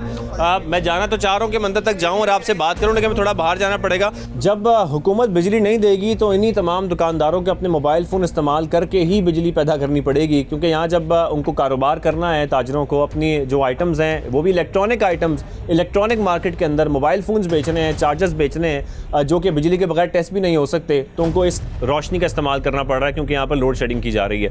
हम अंदर आए थे तो यहाँ पर लोड शेडिंग का आगाज़ हो गया, और इन दुकानदार से बात करना चाह रहे हैं, लेकिन लाइट नहीं है, तो ये तमाम लोग इकट्ठे हो गए हैं सिर्फ इसलिए ताकि इनकी आवाज़ जो है वो हुक्मरानों तक पहुँचे कि इनके क्या मसाइल हैं। अस्सलाम वालेकुम, कैसे हैं आप? ठीक ठाक हैं, खैरियत से हैं? क्या मसला है लोड शेडिंग का? किस हद तक बिजली की लोड शेडिंग की जा रही है? तो आपके सामने आप इंटरव्यू कर रहे थे, इसके दौरान ही लाइट चली गई। ये समझे 1 घंटा जाती है, 1 घंटा आती है, 1 घंटा जाती है, 1 घंटा आती है। फिर इसके अलावा 9 बजे मार्केटें भी बंद हो रही हैं। अब आप मैं देख रहा था सबके, आप इंटरव्यू कर रहे थे, सब शिकायत कर रहे थे, लेकिन हम क्या कर रहे हैं? हम भी तो ये जुल्म बर्दाश्त कर रहे हैं ना। इतने लाखों लोग इस मार्केट में मौजूद हैं, अगर सब इकट्ठा होकर इस मसले का हल निकालें, अपनी दुकानें बंद करके एक मरतबा रोड पर आ जाए और हुकूमत को बताएं कि हम कितने, हमारे अंदर कितना पावर है, आवाम के अंदर कितना पावर है, तो ये मसला खुद ब खुद। यानी कि बात इस नहज तक आ गई है, आप लोग इतने परेशान हो गए हैं कि जब बिजली भी नहीं है, 9 बजे मार्केट बंद होंगी तो अब एहतजाज ही करना पड़ेगा। जी, जाहिर सी बात है, हम इतना जुल्म बर्दाश्त कर रहे हैं, पेट्रोल की सूरत में बिजली इतनी महंगी हम खरीद रहे हैं, फिर भी हमारा कारोबार बंद हो चुका है। अब थोड़ा बहुत जो कारोबार बचा है वो भी बिजली की वजह से नहीं हो पा रहा, हम अपना घर कैसे चलाएंगे? यहाँ पे एक दुकान पे 2-2, 3-3 वर्कर्स मौजूद हैं, हम उनको सैलरियाँ कैसे देंगे? तो भाई ये पूरी मार्केट की बात कर रहे हैं, अगर दुकानें सब लोग दुकानदार मिल के काम करेंगे तभी ये आवाज़ वहाँ तक पहुँचेगी। और अगर आप लोगों के कुछ मुतालबात हैं जो आप लोगों ने पहले भी सामने रखे थे, तो वो आगे भी सामने रखें ताकि ये आवाज़ आगे पहुँचे। और जो इस वक्त सिचुएशन बन चुकी है बाज़ारों की, अगर 9 बजे मार्केट्स बंद करानी है तो फिर ये इनके मुतालबात तो पूरे करने पड़ेंगे। शाहजेब, अमेजिंग जिस तरह दिखाया ना, रियलिटी सुपर प्राउड, वाकई में रियलिटी नजर आ रही थी। अच्छा, और 9 घंटे जो कारोबार वो करते हैं, उन 9 घंटे में 6 घंटे बिजली नहीं होती। 6 घंटे बिजली नहीं है। इमेजिन सदर इलेक्ट्रॉनिक्स मार्केट मोहम्मद रिजवान इरफान साहब हमारे साथ मौजूद हैं। इसी में मजीद बात कर लेते हैं हम उनसे कि ताजरों के शिकवे हमने सुन लिए, नजर आए, आप लोगों ने देखिए। अब ये बताइए कि ताजरों को कितने बजे तक कारोबार की इजाजत चाहिए? जी सबसे पहले आपका बहुत बहुत शुक्रिया कि हमारी आपने आवाज उठाई। मैं बताऊं आपको, वो आपने खुद भी देखा मार्केट में 5-5, 6-6 घंटे लाइट नहीं है। हमें टाइम दिया गया 9 बजे तक का। जब हम दुकानें खोलते हैं आके, तो उसके बाद जो है कंटिन्यू कभी 1 घंटे, कभी 2 घंटे, और कभी कभी 2.5 घंटे भी लाइट जाती है। तो हम इस असना में इतनी गर्मी में किस तरह कारोबार करेंगे? आपने हमारा टाइम तो कम कर दिया। हम जो है सरकार को टैक्स भी दें, सरकार को जो है बिजली का बिल भी सही दें, उसके बाद जो है पेट्रोल भी महंगा खरीदें, उसके बाद जो है अपना खर्चा भी किस तरह निकालें।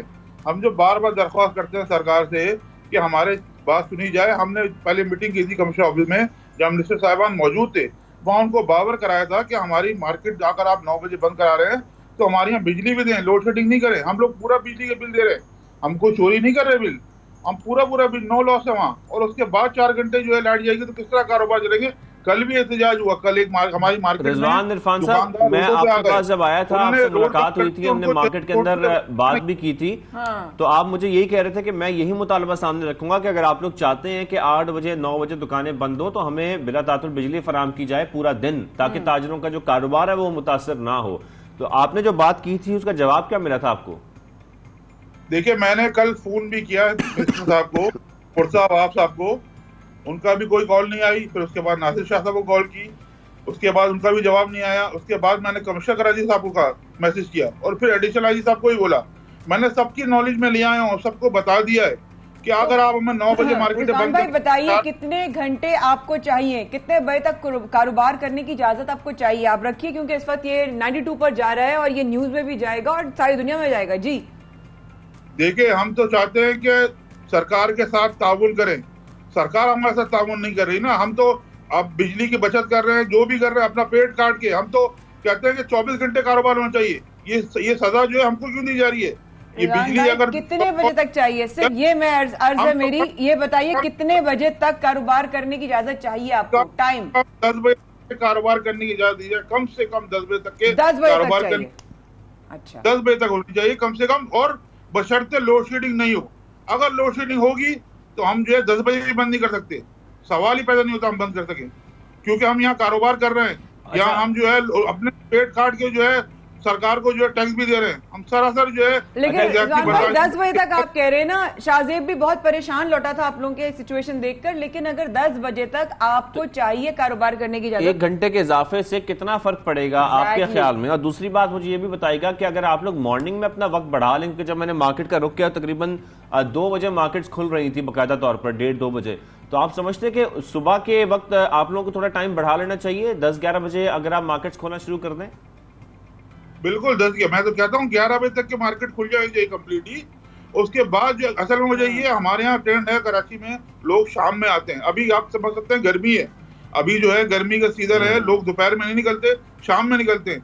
जो शाम में आते हैं लोग, उसकी वजह से आपको जब लोड शेडिंग होती है तो किस तरह कारोबार कर सकेंगे? हम तो ये कहते हैं ना भाई, आप जो है लोग कारोबार। देखिए, मैं बात लंबी हो जाएगी। जी जी, बहुत शुक्रिया हमारे साथ मौजूद सदर इलेक्ट्रॉनिक्स मार्केट मोहम्मद रिजवान इरफान। मुतालबा हमको ये है कि 10 बजे तक कर दिया जाए एटलीस्ट, ताकि उनका कारोबार चलता बहुत सारे सवाल ऐसे होते हैं, ये बात थोड़ी लंबी भी हो सकती है कि क्या हम जल्दी नहीं उठ सकते? पूरी दुनिया में लोग जो है जल्दी उठते हैं, तो हम क्यों देर से उठते हैं, हम क्यों देर से अपने काम करते हैं? बहुत सारे सवाल तो जवाब हो सकते हैं, लेकिन यहाँ पे वक्त की कमी की वजह से हमने यहाँ पर उनकी बात को महदूद रखा।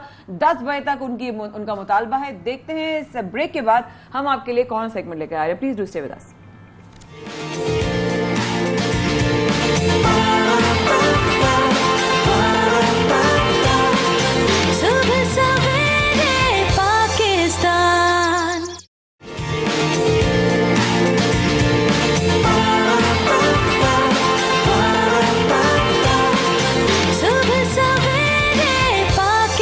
आप देख रहे हैं सुबह सवेरे पाकिस्तान, माया खान और शाहजेब अहमद के साथ। क्योंकि हम ओवरऑल जिक्र कर रहे हैं बिजनेस का, हम जिक्र कर रहे हैं महंगाई का, हम जिक्र कर रहे हैं वो परेशानियां जिसमें इस वक्त आवाम मुब्तला हैं, चाहे वो पेट्रोल की हो, वो ट्रैवलिंग की हो, ट्रांसपोर्टेशन की हो।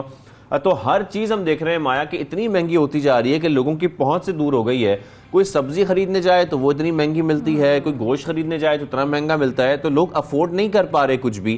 तो लोगों की ये तो ख्वाहिश है कि हमें कोई ऐसी दुकान मिल जाए जहां पर चीजें इतनी अफोर्डेबल हो कि वो खरीद सकें। तो ख्वाब सी बातें लगती हैं कि कोई ऐसी दुकान मिल जाए जहां हम अफोर्डेबल सब्जियां, फल और नहीं, ख्वाब नहीं है, इस ख्वाब को कोई पूरा कर रहा है। वैसे ऐसी बातें आज के दौर में करते हैं ना, जैसे लग रहा है नमक छिड़क रहे हैं। क्योंकि गरीब शहरियों की आसानी के लिए एक शख्स मैदान में आया और उसने कराची के एक नौजवान ने, जिनका नाम सुहेब है, उन्होंने एक दुकान खोली है जहां मार्केट से कम कीमत पर सब्जियां फरोख्त की जा रही हैं।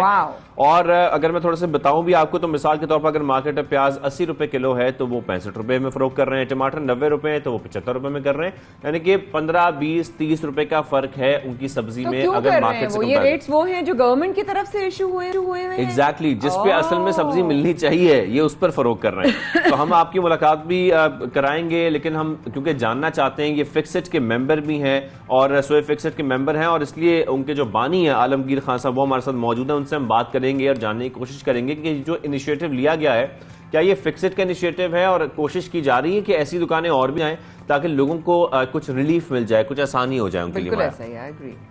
तो हम बात करते हैं, आलमगीर खान साहब हमारे साथ मौजूद हैं। आलमगीर साहब, आपको खुशामदीद करेंगे सबसे पहले पाकिस्तान में। सर, बड़ा अच्छा इनिशिएटिव लिया गया है ये सुहेब की जानिब से, और अगर फिक्सेट ने ओवरऑल कोई प्लानिंग भी की है तो प्लीज वो भी हमारे साथ शेयर कीजिएगा। देखिए, एक तो यकीनन ये सुहेब का अपना आइडिया था, उन्होंने अपने रिसोर्सेज, अपनी फैमिली की मदद से ये इनिशिएटिव लिया और फिक्सेट ने पूरा सपोर्ट किया इनको।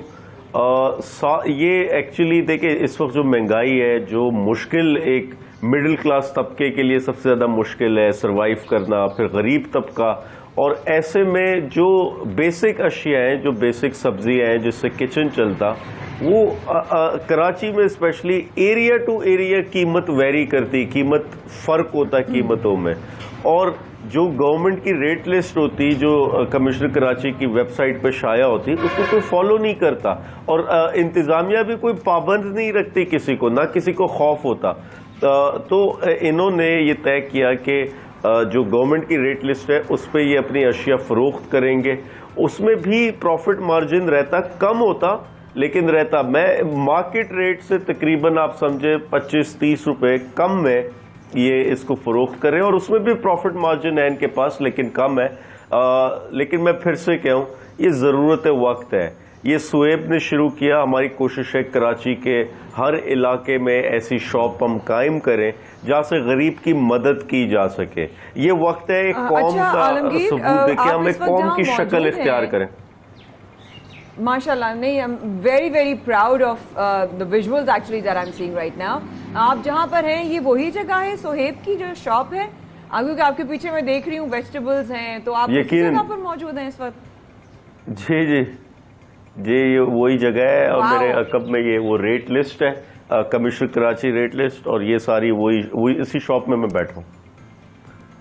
अरे वाह, जबरदस्त। हम देखेंगे भी साथ में, लेकिन वही वाली बात है, इतना फर्क अगर रख रहे हैं आलमगीर या सुहेब, जितने भी मार्केट के इस वक्त फरोख्त होने वाले रेट्स हैं उसके हिसाब से, तो एक तो मेरे जहन में है कि खामा-खाई दुश्मनियां भी मोल ले रहे हैं, लेकिन ये भी नजर आ रहा है कि कितना ज्यादा मुनाफा से जो है वो मार्केट में फरोख्त किया जा रहा है दूसरी अशिया। जी देखिए, ये बड़ा अफसोसनाक है कि मुनाफाखोरी की जाती, डिमांड सप्लाई को बाकायदा आर्टिफिशली मैनेज किया जाता, चीज़ों को स्टॉक किया जाता मार्केट में, उसकी पीछे सप्लाई रोक दी जाती और उस वजह से कीमतें बढ़ानी पड़ती। इसमें आरती वाला भी कसूरवार होता, इसमें जो मिडल मैन होता, और फिर जो आगे रिटेलर होते वो भी अपने इस्तिताअत, अपने वसाइल के मुताबिक वो भी ये सारी हरकतें करते। तो मकसद सिर्फ ये है कि लोगों का, गरीब का सोचता कोई नहीं, खुद को तो गरीब बताता लेकिन दूसरे गरीब का कोई नहीं सोचता। तो फिक्सेट ने ये एक इनिशिएटिव लिया है। अगेन इससे एक आम आदमी, ये मेरे और आपको शायद समझ नहीं आएगी, लेकिन एक आम आदमी का अगर माहाना राशन के बजट में 2-3 हज़ार की सेविंग होती तो ये उसके लिए बहुत मायने रखता। ये शायद मेरे आपके लिए इतना अहम ना हो, मायने ना रखता हो, लेकिन उसके लिए बड़ा मायने रखता। आलमगीर साहब, वैसे तो जो आप जिस लिस्ट का जिक्र कर रहे हैं, कमिश्नर साहब जो लिस्ट दी हुई है, अमल तो उसी के ऊपर होना चाहिए, इवन मार्केट से भी उसी पर अमल होना चाहिए। अगर आप लोग सही रेट पर दे रहे हैं तो ये तो बाकियों को फॉलो कराना बहुत जरूरी है। आप नहीं समझते कि वो तमाम दुकानदार जो ज्यादा रेट पर बेच रहे हैं उनको इस पर अमल दरामद कराना बहुत जरूरी है पहले? देखिए, इधर मैं फिर से कहूँ, इंतजामिया मुलविस होती है चीज़ों की कीमतों को मैनेज करने में, या वो चाहे गंदम हो, चाहे सब्जियां हो, या कई जगह इनकी नाअहली होती, या कई जगह ये मुलविस होते। मैं आपको गंदम की मिसाल दूँ, सिंध में यहाँ पे कोई 7 लाख टन गंदम गायब हो गई, चोरी हो गई। वो चोरी क्या हुई, गवर्नमेंट के अपने जो मुलाजमीन थे, जो फूड इंस्पेक्टर होते, वो सब खुद मैनेज करते, उन चीज़ों को गोदामों में स्टॉक करते, आर्टिफिशली वहाँ पे डिमांड को रोक देते, और फिर वो कीमतें बढ़ती और फिर दुगनी कीमत पे फरोख्त करते। इसी तरीके से यहाँ भी सब्जियां हो या दीगर जो अशिया होती, उसमें भी सेम यही काम किया जाता। कीमतों पीछे स्टॉक किया जाता, रोका जाता, फिर एक वक्त पे आके जब कीमतें परवान चढ़ती तब ये बेचते, मार्केट में सप्लाई करते, और दुगनी कीमत पे, और इंतजामिया खामोश है, कोई चेक एंड बैलेंस नहीं। आप सही कह रहे हैं, सही कह रहे हैं, मेक सो मच सेंस के जाहिर है इंतजामिया कहीं ना कहीं इन्वॉल्व होती है और इस तरह के इनिशिएटिव लेना ना फौरन नजरों में आने वाली बात है। तो क्या ख्याल है कि अगर ये सवाल किया जाए आलमगीर के और मजीद इस तरह की दुकानें खोलने का प्लान है, या मेरा ख्याल आई एम श्योर होगा, but I still want to be sure. जी देखिए, एक तो ये हमारे लिए पहला तजर्बा है, हम इसको देखेंगे तकरीबन 1-2 हफ्ता रिस्पांस क्या आता है और इसकी फिजिबिलिटी क्या बनती है। और वैसे तो फिजिबिलिटी की कोई परेशानी, कोई मुश्किल नहीं, लेकिन हमने ये देखना है कि रिस्पांस क्या आता है पब्लिक का, उसको देखते हुए हम पूरे शहर में मजीद ऐसी शॉप्स कायम करेंगे। बिल्कुल सही कह रहे हैं। नहीं, इंशाल्लाह अभी आप देखें, फिजिबिलिटी भी देखें, बहुत सारी दुआएं हैं अच्छे काम के लिए, जो मुल्क के लिए खिदमत करे उसके साथ हमारा साथ है। बहुत शुक्रिया आलमगीर साहब, फिक्सिट से हमारे साथ मौजूद थे। Very very amazing initiative taken by the entire team. छोटा सा वक्फा लेते हैं। सवेरे पाकिस्तान में शाज़िया बुरमाया कर रहे हैं आपका इंतजार, तो क्या आपने गोल चक्कर लगाना है या खबरें सुननी है? हमारे साथ रहिएगा।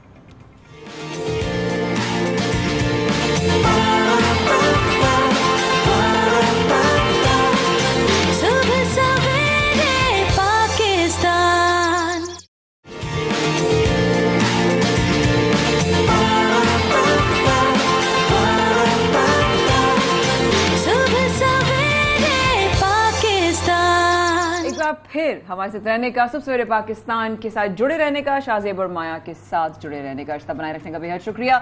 लेकिन एक रिश्ता जो हम देख रहे हैं मेरे और आपके घरों में, और वो रिश्ता हमारे मजीद जो खून के रिश्ते हैं उस पर किस तरीके से वो अफेक्ट करता है, या उनके जहनों पे किस तरह अफेक्ट करता है। मैं बात कर रही हूँ उन बच्चों के हवाले से शाज़िब, जो हर वक्त YouTube पर अपनी पसंद की वीडियोस देख रहे होते हैं। कोई बुराई नहीं है, कोई बुराई नहीं, हम अक्सर बहस करते हैं इस बारे में, कोई बुराई नहीं बच्चों को वीडियोस देखना, लेकिन क्या उसको देखकर अपनी जिंदगी पर गलत तरीके से उसका असर होना, क्या ये सही है? बिल्कुल, इसी पर हम सवाल उठाएंगे, क्योंकि मैं तो खैर बहुत सारी वीडियोस मैंने बच्चों के साथ बैठ के देखी हैं। अक्सर हमारी फैमिलीज के अपने बच्चे भी वो बेबी शार्क है, फिर बहुत सारी पोएम्स हैं वो देख रहे होते हैं। फिर आजकल रोमा एंड डियाना है, विलाद एंड निकी है, ये यूट्यूब किड्स पर 2 सबसे ज्यादा फॉलो किए जाने वाले चैनल्स हैं जिनको बच्चे देखते हैं। और इसमें होता क्या है कि इसमें बहुत महंगे तरीन टॉयज जो हैं वो दिखाए जाते हैं, नजर आ रहे होते हैं, बिल्कुल, और एक लग्जरी लाइफस्टाइल दिखाया जाता है बच्चों का। लेकिन इससे हो क्या रहा है कि वो जो अरबपति तर्ज जिंदगी का एक हम देखते हैं ना इसमें एक फैक्टर, उसकी वजह से क्या हो रहा है कि जो दूसरे बच्चे हैं वो भी फिर जाहिर है ख्वाहिश करते हैं कि उनको भी ये टॉयज खरीदने। अच्छा, अभी हमारे ही टीम मेंबर, हमारे जो भाई हैं, उनकी बेटी का छोटा सा वाकया बताती हूँ कि जैसे कि अगर फर्ज करें माँ बाप बाहर जा रहे हैं, चलो बाहर निकल शॉपिंग के लिए, तो वो उसका असर क्या है बच्ची पर हमारी, वो ये है कि ये शॉपिंग पे जा रहे हैं तो अब हम ये टॉय लेंगे और हम वो टॉय लेंगे, हम बाहर जा रहे हैं तो हम ये शॉपिंग करेंगे। तो बेसिकली प्री कंसीव नोशन, यानी कि वक्त से पहले उनके जहन में एक पिक्चर बनी होती है कि हम बाहर निकलेंगे तो हम शॉपिंग करेंगे, और हम शॉपिंग करेंगे तो हमें एग्जैक्टली क्या चाहिए, पावर ऑफ एफर्मेशन, बहुत अच्छी चीज है। और फिर जब उनको चीज नहीं मिलती माया, उसका भी जो एग्रेशन उनके अंदर आता है, उससे हम, क्योंकि हम जो उनकी मेंटल हेल्थ की बात करें ना, बच्चों की जो ज़हनी सेहत है वो कितनी मुतासर हो रही है इस वजह से कि पहले तो वो एक चीज देख लेते हैं और आप खुद उनको दिखाते हैं घर पे बैठ के, उनको उन्हीं कार्टून्स में और उन्हीं वीडियोस में यूट्यूब की सब कुछ दिखा देते हैं, लेकिन उसके बाद जब उनको मिल नहीं पाती तो ये चीज कितनी असरअंदाज होती है उनकी ज़हनी सेहत पर, उनकी परवरिश पर। इन दोनों पर आज हमने बात करनी है, तो हमने राब्ता किया है। माहिर नफ्सियात किरण जावेद साहिबा मौजूद हैं। किरण साहिबा, आपको खुशामदीद कहेंगे सुबह सवेरे पाकिस्तान में। किरण साहिबा, हम ये देख रहे हैं वीडियोस भी जो हमने देखी हैं कि मुख्तलिफ यूट्यूब चैनल्स हैं जहां पर बच्चों को बड़े लग्जरी टॉयज दिखाए जाते हैं और बच्चे बड़े एडिक्ट हो चुके हैं इस चीज के। हर घर में बच्चा ये वीडियोस देख रहा है आप क्या समझती हैं, क्या ये वीडियोस की वजह से कुछ बच्चों की जो जहनी सेहत है वो भी खराब हो रही है? बिल्कुल हो रही है। बहुत अहम टॉपिक आपने रेज किया है और ये हम सबके लिए जानना बहुत ज़रूरी है कि आहिस्ता आहिस्ता हम किस तरफ जा रहे हैं और हम अपने बच्चों को किस तरफ लेकर जा रहे हैं।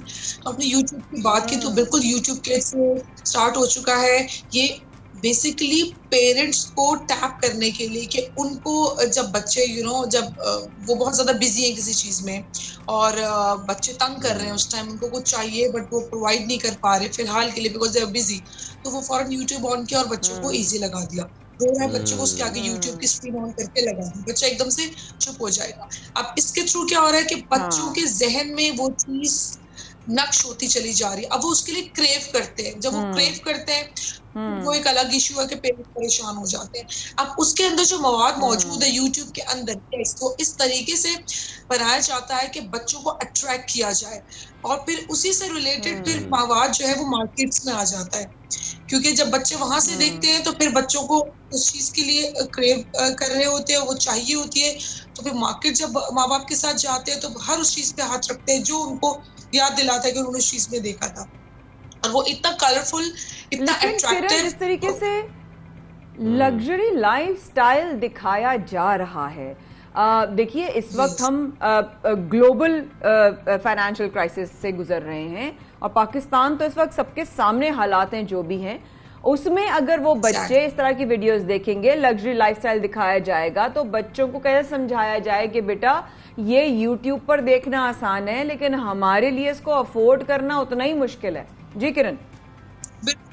बिल्कुल। अच्छा, इसमें दो चीजें आती हैं। एक तो ये कि जो कंटेंट YouTube पे दिखाया जा रहा है वो सिर्फ पाकिस्तान बेस्ड नहीं है, वो इंटरनेशनल बेस्ड है। ठीक है, वो इंटरनेशनली हर जगह पे मौजूद है।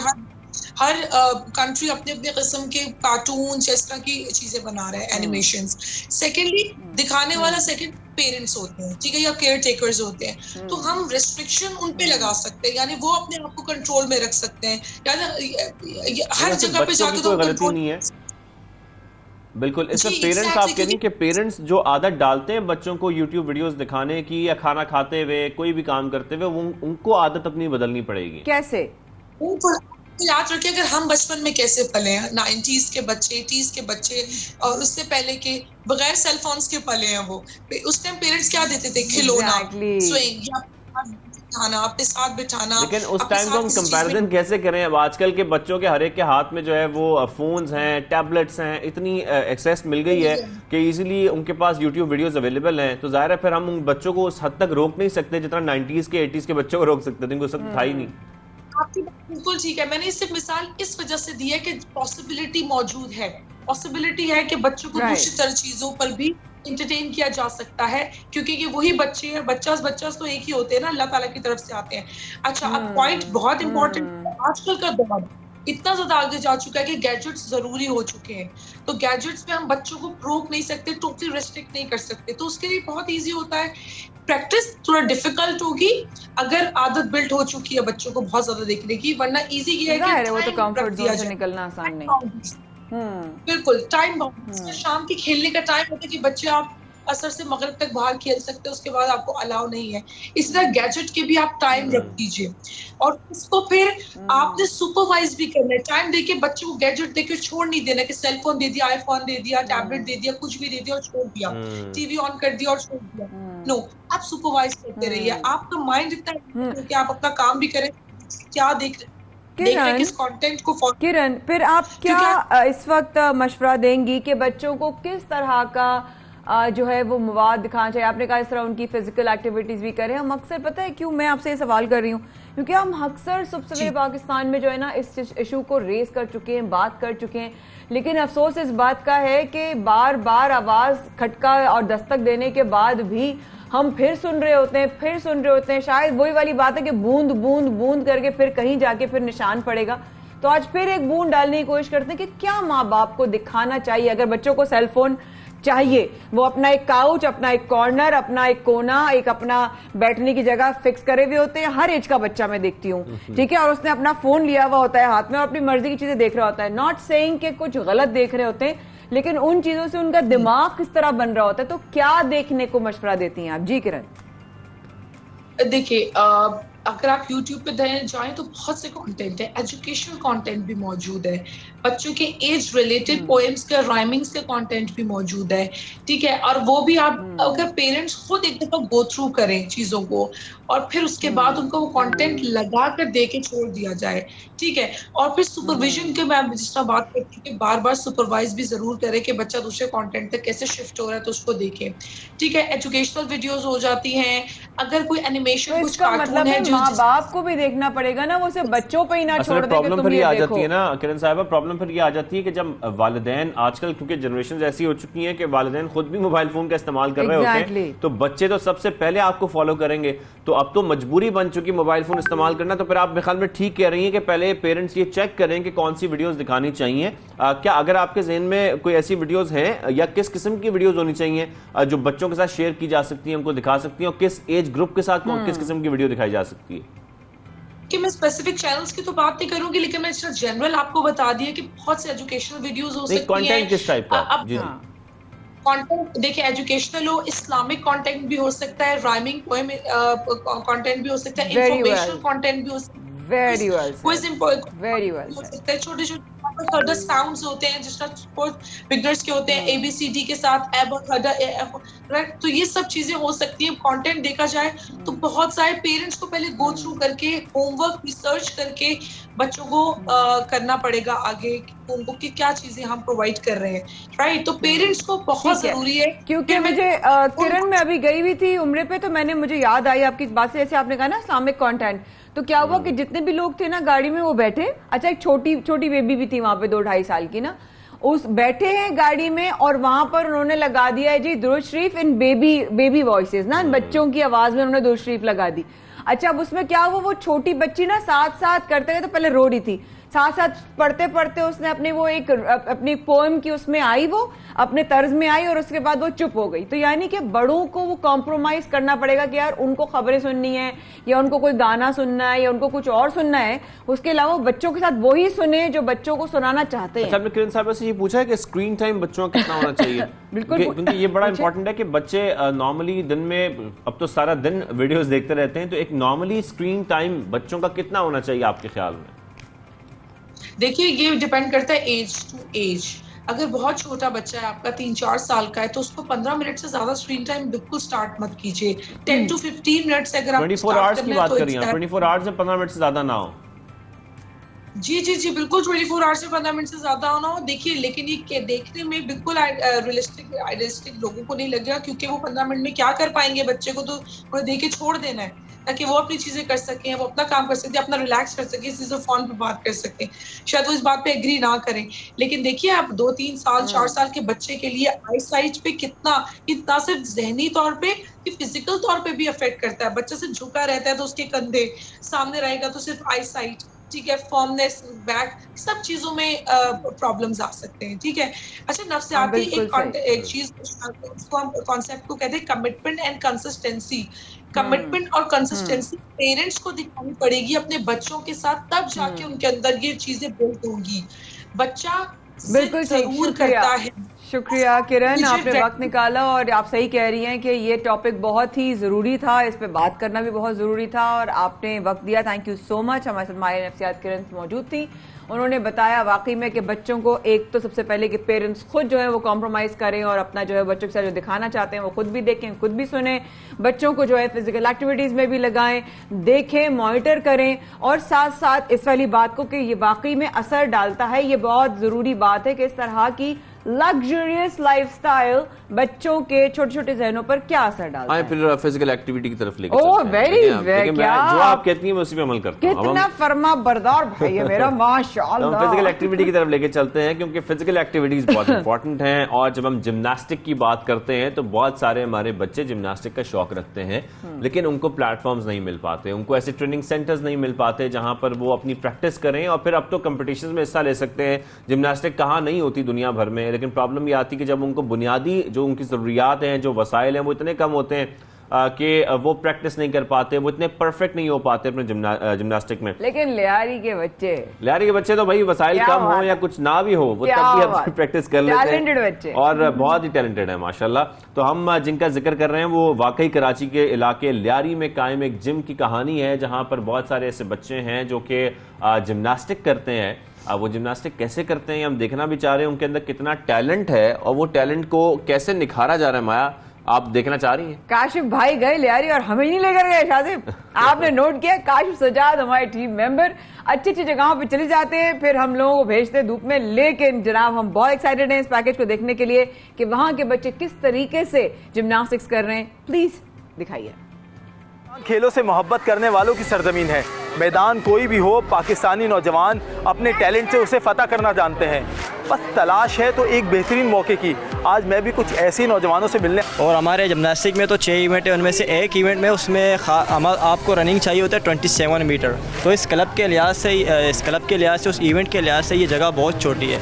हमें गवर्नमेंट से यही इल्तिमास करते हैं कि हमें एक बड़ी सी जगह दे दें यहाँ पे। यानी कि जिम्नास्टिक एक बहुत टफ गेम है, उसमें इंजरीज़ का बहुत खतरा है। आप यहाँ पे देख सकते हैं हम कमरे से किस तरह हमारे स्टेप आउट हो रहे हैं, हम फिर भी कंटिन्यू कर रहे हैं अपनी एक्सरसाइज। और मैंने अल्हम्दुलिल्लाह बहुत सारे नेशनल खेले हैं और काफ़ी सारे मेडल हासिल किए हैं बहुत सारे नेशनलों में। लियारी एक वक्त में गैंगवार की वजह से जाना जाता था, लोग खौफज़दा थे और ये तासुर पाया जाता था कि यहाँ के नौजवान जो हैं वो उस गैंगवार का शिकार होकर स्पोर्ट्स की तरफ नहीं आ पाते। लेकिन अब हम लगातार देख रहे हैं मुख्तलिफ स्पोर्ट्स में जो लियारी के लड़के हैं, वो बॉक्सिंग हो, फुटबॉल हो, जिम्नास्टिक हो, जूडो हो, उसमें अपना नाम बना रहे हैं। MMA के लिए जा रहे हैं, MMA फाइट कर रहे हैं, मेडल भी जीत कर आ रहे हैं। ये बतौर नौजवान तुम्हें क्या लगता है कितना पॉजिटिव साइन है? माशाल्लाह लियारी में आप कहीं भी जाओ, आपको स्पोर्ट्स के लिहाज से हर जगह हर गली के हिस्से में टैलेंट मिलेगा। आपकी बात तो बिल्कुल सही है। एक वक्त हम जिस टाइम लियारी में गैंगवार, आप जिस तरह बात करें कि हम जब क्लब में ट्रेनिंग करते थे, ट्रेनिंग के दौरान क्लब के बाहर फायरिंग होती थी। उस वक्त हम उस हालत में भी हमारी ट्रेनिंग कंटिन्यू थी। और माशाल्लाह अगर लियारी के जवानों को सहूलत दी जाए, पर नज़र रखा जाए तो माशाल्लाह अल्हम्दुलिल्लाह इतना यकीन है कि बहुत से अच्छे प्लेयर यहाँ से निकलेंगे।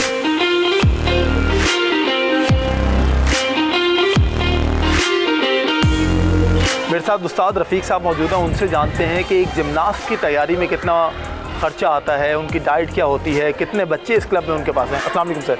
अस्सलाम सर, कितने बच्चे हैं आपके पास जो जिम्नास्टिक सीख रहे हैं इस वक्त? तकरीबन 100 से ऊपर है। 100 से ऊपर बच्चे हैं। मुझे ये बताएं कि कितनी कैटेगरी होती है जिम्नास्टिक की? जिम्नास्टिक की लेवल्स पॉइंट होता है ना इसमें। क्लास A होते हैं, class B, class C, level 1, level 2, level wise उनको सिखाया जाता है। हमने देखा बहुत छोटे बच्चे भी आपके पास सीख रहे हैं। बच्चों की सेफ्टी का ख्याल रखना कि उन्हें कोई इंजरी ना हो, ये कितना चैलेंजिंग है एक कोच के लिए? तकरीबन ये बहुत हार्ड है क्योंकि इसके लिए फैसिलिटीज़ का होना बहुत ज़रूरी है। तो हम हेल्प एंड सेल्फ के तहत, अपनी मदद आपके तहत जितना हमसे हो पाता है हम वो करते हैं। तो बाकी जो हमारे एसोसिएशंस हैं, सिंध स्पोर्ट्स बोर्ड है, वो जितना उनसे हो सकता है वो हमारे साथ कर रहे हैं, लेकिन उस तरीके से जितना होना चाहिए उस लेवल में नहीं है। सर, एक जिम्नास्ट की डाइट पे रोज़ का अगर हम बताएं तो कितना खर्चा आता है? इस महंगाई के दौर में तो ज़्यादा होगा क्योंकि पहले हमारा जो टाइम था उसमें कम से कम 50-100 लग जाते थे, लेकिन अभी इस महंगाई के दौर में तो अफोर्ड नहीं कर पाते। तो क्या ऐसा हुआ है कि जब से महंगाई बढ़ी है कुछ बच्चों ने जिम आना छोड़ा है, क्लब आना छोड़ दिया है क्योंकि उनके पास पैसे नहीं हैं कि वो डाइट पे ध्यान दे सकें? तकरीबन पहले पूरे लियारी में जिम्नास्टिक के 12 क्लब थे, अब 12 से 3 हो गए हैं। इसकी वजह यही है। हमारा विज़न तो ये है कि बच्चे जो है ना तालीम और स्पोर्ट के ज़रिए अपना और अपने मुल्क का नाम रोशन करें। Say no to drug is our vision. ये हमारा विज़न भी और हमारा मिशन भी है कि बच्चे ड्रग्स से बचें।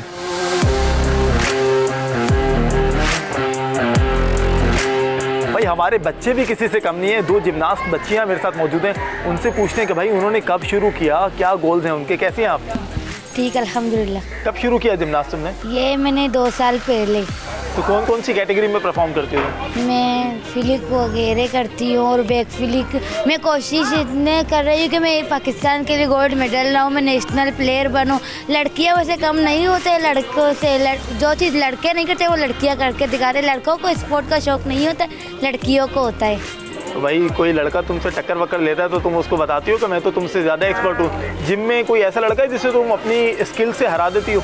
हाँ, मैं तो एक लड़के से ज़्यादा फाइट करती हूँ, वो है अरसलान, क्योंकि मैं बोलती हूँ वो अच्छा करे, मैं उससे अच्छा करके दिखाऊँ, वो अपने अम्मी अब्बू उस्ताद और अपने सर जी वकील का नाम रोशन करके दिखाऊंगी, सब मेरे पर फ़ख्र करे, बोलता ये देखो गोल्ड मेडल प्लेयर है, मैं पाकिस्तान के लिए खेल रही हूँ कि मैं गोल्ड मेडल ला के दिखाऊँ। क्या इरादा है आगे जाके, कौन से कंपटीशन में हिस्सा लेना चाहती हो? पाकिस्तान आर्मी।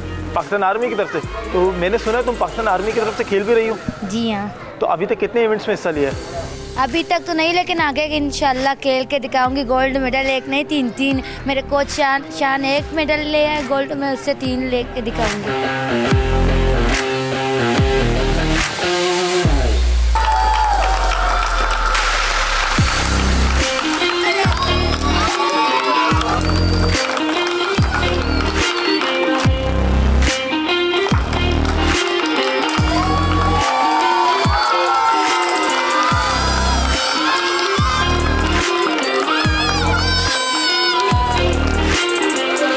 अब्दुल हक साहब, हम बात करते हैं कि भाई मेडल्स चाहिए, हमें गोल्ड मेडल चाहिए, हम उम्मीद भी यही लगाते हैं, आवाम भी उम्मीद यही लगाती है, हमारे ऑफिशियल्स भी यही उम्मीद लगाते हैं, लेकिन जब हम देखते हैं इंटरनेशनल स्टैंडर्ड्स को तो हमारे पास तो वो सहूलियात ही नहीं है कि हमारे एथलीट जिमनास्ट जो हैं उस लेवल पर अपनी तैयारी कर सकें। अच्छा, मेन बुनियादी वजह ये है कि हमारे पास यहाँ वसाइल आप बिल्कुल सही फरमा रहे हैं कि वसाइल नहीं है। वसाइल के हम काफ़ी मरतबा के जा चुके हैं, वज़ीर खेल के पास जा चुके हैं, ठीक है, तो ओलंपिक हाउस जा चुके हैं, एसोसिएशन तो तकरीबन वो तो जिमनास्टिक का उन्हों के पास भी फ़ंड नहीं है, तो हमें यानी कि काफ़ी लोगों के पास हम जा चुके हैं कि हमें यानी कि ऐसा जिम्नेशियम हमें यानी कि बना दी जाए कि ताकि यहाँ से बच्चे नेशनल और इंटरनेशनल बन सके।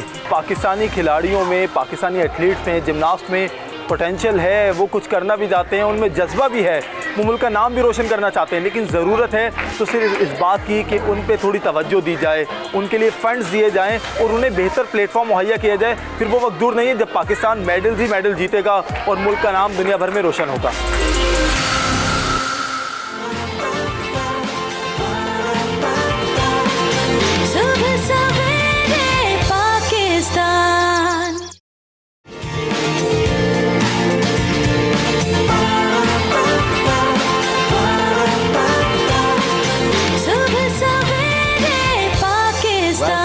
आप देख रहे हैं सबसे पहले पाकिस्तान, माया खान और शाज़ेब अहमद के साथ। और ब्रेक में हम जिक्र कर रहे थे कि एक हमारे पास मिसाल है ईमानदारी और फर्शनासी की, वो आप लोगों के साथ ज़रूर शेयर करें क्योंकि बड़ी अच्छी छोटी सी स्टोरी है और स्टोरी का नतीजा ये निकला कि मोटरवे पुलिस ने जो है ना उनका जितना नुकसान हुआ था वो भर दिया। सर मैं कहानी सुना सकती हूँ सर, आपकी इजाजत हो तो। आज हम कहानी सुनते हैं। आज कहानी सुनते हैं, कहानी गौर सुनिएगा। एक दफा का जिक्र है, एक आदमी बस पे ट्रैवल करने के लिए बैठा, दीगर मुसाफिरों की तरह वो भी बस पर ट्रैवल कर रहा था। वो बस हमेशा की तरह कहीं ना कहीं किसी न किसी स्टॉप पे रुकती है, जो रुकती है किसी ने कुछ खाना पीना करना होता है, किसी ने कुछ पेट हल्का करना होता है। वो भी अपना पेट हल्का करने की नीयत से दीगर मुसाफिरों की तरह उतर गए, बैतुल खला चले गए। बैतुल खला में जब उनको गए तो अंदाजा हुआ शायद टाइम मुझे ज्यादा लग जाएगा। जब तक वो वापस आए तो वो जो बस थी वो जा चुकी थी। जब उन्होंने मोटरवे पुलिस से राब्ता किया और बताया कि जी मेरा सामान रह गया, तो उन्होंने कहा जी ले लेगा स्टेशन पे अगले स्टॉप पे। उन्होंने कहा नहीं जी, उसमें 25 लाख रुपए नकद पड़ा है मेरे बैग में। और फिर क्या हुआ? फिर ये हो गया वापस बैतुल खला चले गए। 25 लाख रुपए तो जा चुका था। लेकिन खैर इसकी आगे स्टोरी जो छोटी सी खबर है वो ये है कि उनके जो 25 लाख रुपए थे वो उस बस में आगे चले गए और उनको इस बात की बहुत टेंशन थी क्योंकि वो लेट हो गए थे और बस मिस कर चुके थे। फिर उन्होंने मोटरवे पुलिस से राब्ता किया। मोटरवे पुलिस ने बस को अगले जो स्टॉप्स आते हैं वहां पर रोका। रोकने के बाद जब वहां पर बैग चेक किया तो वाकई बिल्कुल ये 25 लाख रुपए थे जो उन्होंने उनको वापस भी किए, जिस शख्स के 25 लाख बस के साथ चले गए। मतलब भाईजान को वैसे भी एक बात, मतलब हमारा एक कोई मतलब 5000 का नोट होता है, हम नहीं छोड़ के कहीं जाते हैं कि भाई जाना है, कोई किसी को खड़ा करके जाते हैं, भाई ये मेरा सामान है प्लीज यहाँ खड़े रहना। महंगाई के दौर में वो भी महंगाई। आपने 25 लाख रुपए जो बस में बाकी दिगर मुसाफिर होंगे उनके दिल ही से निकली होगी, आए हाय जे सानू पता होंदा। लेकिन ये बहुत बड़ी बात है। और जो ईमानदारी की हम बात कर रहे हैं वो मोटरवे पुलिस की बात कर रहे हैं। मोटरवे पुलिस की हम हमेशा मिसाल आप लोगों के साथ शेयर करते हैं कि मोटरवे पुलिस जब भी किसी की कोई चीज हो, कोई पैसे हो या कोई भी शख्स मुश्किल में हो तो उसकी आसानी के लिए उनकी मदद करने करने को पहुंचती है और कोशिश करती है कि उनको जितना फैसिलिटेट कर सकती है वो करे। हमारे साथ आज मोटरवे पुलिस के एसपी फैसल अकरम मौजूद हैं, उनसे हम बात करेंगे। फैसल साहब, अस्सलाम वालेकुम, कैसे हैं आप? सुबह सवेरे पाकिस्तान में आपको खुशामदीद कहेंगे। जी वालेकुम सलाम, बहुत शुक्रिया। आप ठीक हैं जी? अल्लाह का शुक्र। फैसल साहब, बड़े फख्र की बात है, मोटरवे पुलिस वैसे तो हमें बहुत सारी एग्जांपल्स मिलती हैं, लेकिन थोड़ा सा बताइएगा ये क्या केस था 25 लाख रुपए का? जी बिल्कुल, जिस तरह अभी आपने अपने प्रोग्राम में ये थोड़ी आपने तफसील बताई है, तो मैं इसमें इसकी डिटेल थोड़ी अर्ज कर देता हूँ। ये एक ट्रैवलर थे जो इस्लामाबाद से फैसलाबाद की तरफ ट्रैवल कर रहे थे, तो 15 जून को रात 1:20 पे हमने ये उनको रिकवर करके दिए थे उनके पैसे। तो बेसिकली जो पैसेंजर थे उन्होंने अपने बस के ऊपर जो रैक बने होते हैं उसमें अपना बैग रख दिया था और बस रुकी थी मेरे एरिया में M2 साउथ जो मोटरवे पुलिस का सेक्टर है, लाहौर से कोट मोमन, तो वो सियाल सर्विस एरिया में रुके थे वॉशरूम के लिए। मीनवाइल वो थोड़ा लेट गया, बस चूंकि रवाना होने वाली थी, तो ये इनको नहीं अंदाजा था कि ये बस अभी यहाँ से रवाना हो, तो उनको वॉशरूम में थोड़ा टाइम लग गया, तो मीनवाइल बस निकल गई। तो ये बड़े परेशान हुए, इन्होंने काफ़ी एफर्ट्स इन्होंने मुझे बताया, जो अरशद साहब थे इनके ये पैसे थे, वो कह रहे थे कि बड़े मैं परेशान हुआ। लेकिन सबसे अच्छी बात ये हुई कि हमारी क्योंकि 24/7 पेट्रोलिंग है, तो हमारे ऑफिसर्स इनको नजर आ गई हमारी गाड़ी उसी जगह पे। तो इन्होंने कहा जब आपकी गाड़ी नजर आई तो मुझे ऐसे लगा कि मेरा आप काम इंशाल्लाह हो जाएगा। तो ऐसे ही हुआ, अल्लाह का करना भी ऐसा है, और हमारी भी कोर वैल्यूज भी यही हैं, ऑनेस्टी, कर्टसी और हेल्प। तो हमारे ऑफिसर्स ने इन्हीं चीजों को नजर रखते हुए फौरी मैसेज रिले किया अगली गाड़ी को, इससे पहले कि ये बस, चूंकि मेरा एरिया से थोड़ा 20 किलोमीटर आगे एक दूसरी मोटरवे शुरू हो जाना था, लेकिन इनकी चूंकि मैं समझती हूँ कि प्रॉम्प्ट रिस्पांस था हमारा 130 पे, इन्होंने कॉल भी कर दी थी, हमारे ऑफिसर्स भी इनको मिल गए थे, तो फौरी तौर पे मेरे ही एरिया में इंटरचेंज से आउट होने से पहले विदिन 5 मिनट्स हमने वो बस रुकवा ली थी, हमारी अगली गाड़ी। आपको मैं बताना चाहूँगा इसी रेफरेंस से कि हमारे अगर 50 किलोमीटर का एरिया, तो हर 10 किलोमीटर के बाद एक हमारी गाड़ी पेट्रोलिंग कर रही हो, ठीक 10 किलोमीटर बाद अगली गाड़ी हो गया ये। जी ऐसे ही है।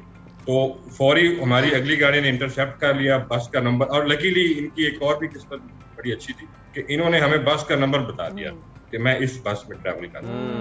तो चूंकि अगर वो निकल जाती फैसल साहब, बस वहां से एग्जिट कर जाती मोटरवे से, तो फिर तो आई थिंक बड़ा मुश्किल हो जाता ये पैसे रिकवर करना। जी थोड़ा मुश्किल हो जाता, क्योंकि वो भी मोटरवे ही है हमारी, उसके ऑफिस डिफरेंट थे, उनके एसपी मुख्तलिफ थे, तो उनको मैसेज करने में बड़ा थोड़ा डिले हो जानी थी। वैसे तो उनका भी रिस्पॉन्स बड़ा लेकिन फैसल भाई एक बात तो मुझे बताएं जो कि बिल्कुल ही इस वक्त अलग सवाल है, आउट ऑफ कॉन्टेक्स्ट तो नहीं है, लेकिन मुझे बड़े दिल में जोर से यह सवाल आ रहा है, ये जो मोहम्मद अरशद साहब हैं, आपने इनसे ये सवाल नहीं किया कि भाई तुम इतनी बड़ी रकम छोड़ के बैतुल खला जाने का इरादा भी कैसे कर गए, मतलब क्या साथ नहीं लेके जा सकते थे? मतलब आपने सवाल नहीं किया उनसे कि क्यों, वाई? ये आप इसका जवाब मांग रहे हैं, मेरी बात हुई थी जी, तो जी मैं अर्ज करता हूँ, मैंने इनसे पूछा था, असल में ये आपने अभी जैसे खुद भी बताया ना कि उनको बड़ा कॉन्फिडेंस था, उनकी किस्मत अच्छी थी, ये सारी चीजें ना लक पे, और लक आपको पता है ये अल्लाह ताला के हाथ में होता है। तो इन्होंने एक केयरलेसनेस की, इसमें कोई शक नहीं, हम भी इसी चीज पे बड़ा सोचते रहे काफी देर, जब हमने ये रिकवर किए पैसे लेके दिए, हम भी ये सोचते रहे कि ये थोड़ा सा कैजुअल नहीं था इनका एटीट्यूड, इनका ये काम, लेकिन जो आपको पता है कॉल ऑफ नेचर थी, तो इन्होंने जाना पड़ा इनको, मे भी ये भी हो सकता है।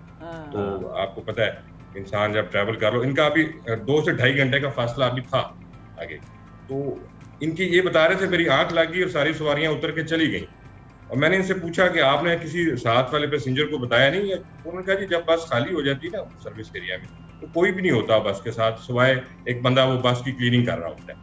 ठीक है जी, तो इसी दौरान ये चले गया, टाइम शॉर्ट था, बस वाले ना वो कह रहे थे कि मैंने बस का हॉर्न भी सुना है कि बस मुझे कॉल कर रही है, लेकिन आपको पता है जब बंदा वॉशरूम में जा रहा हो तो एक बस की कॉल और एक नेचर कॉल बड़ा फर्क होता है। क्योंकि मोटरवे पे जब हम ट्रैवल करते हैं सर, हमने ये देखा है कि बस वाले जो हैं वो आई थिंक एक बार हॉर्न देते हैं, फिर थोड़ा वेट करते हैं, फिर एक और बार हॉर्न देते हैं, लेकिन शायद वो उसमें भी बाहर नहीं आ सके और नहीं शायद वो अपनी बस तक पहुंच सके।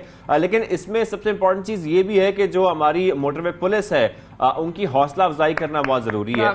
जो ऑफिसर्स उस वक्त ड्यूटी पर मौजूद थे, जिन्होंने फौरी तौर पर एक्शन लिया, उस बस को रोका और पैसे रिकवर करवाए, उन तक पहुंचाए, क्या उनकी हौसला अफजाई भी की जाती है? उनको कोई अवार्ड दिया जाता है या उनके कोई इनाम का ऐलान किया जाता है?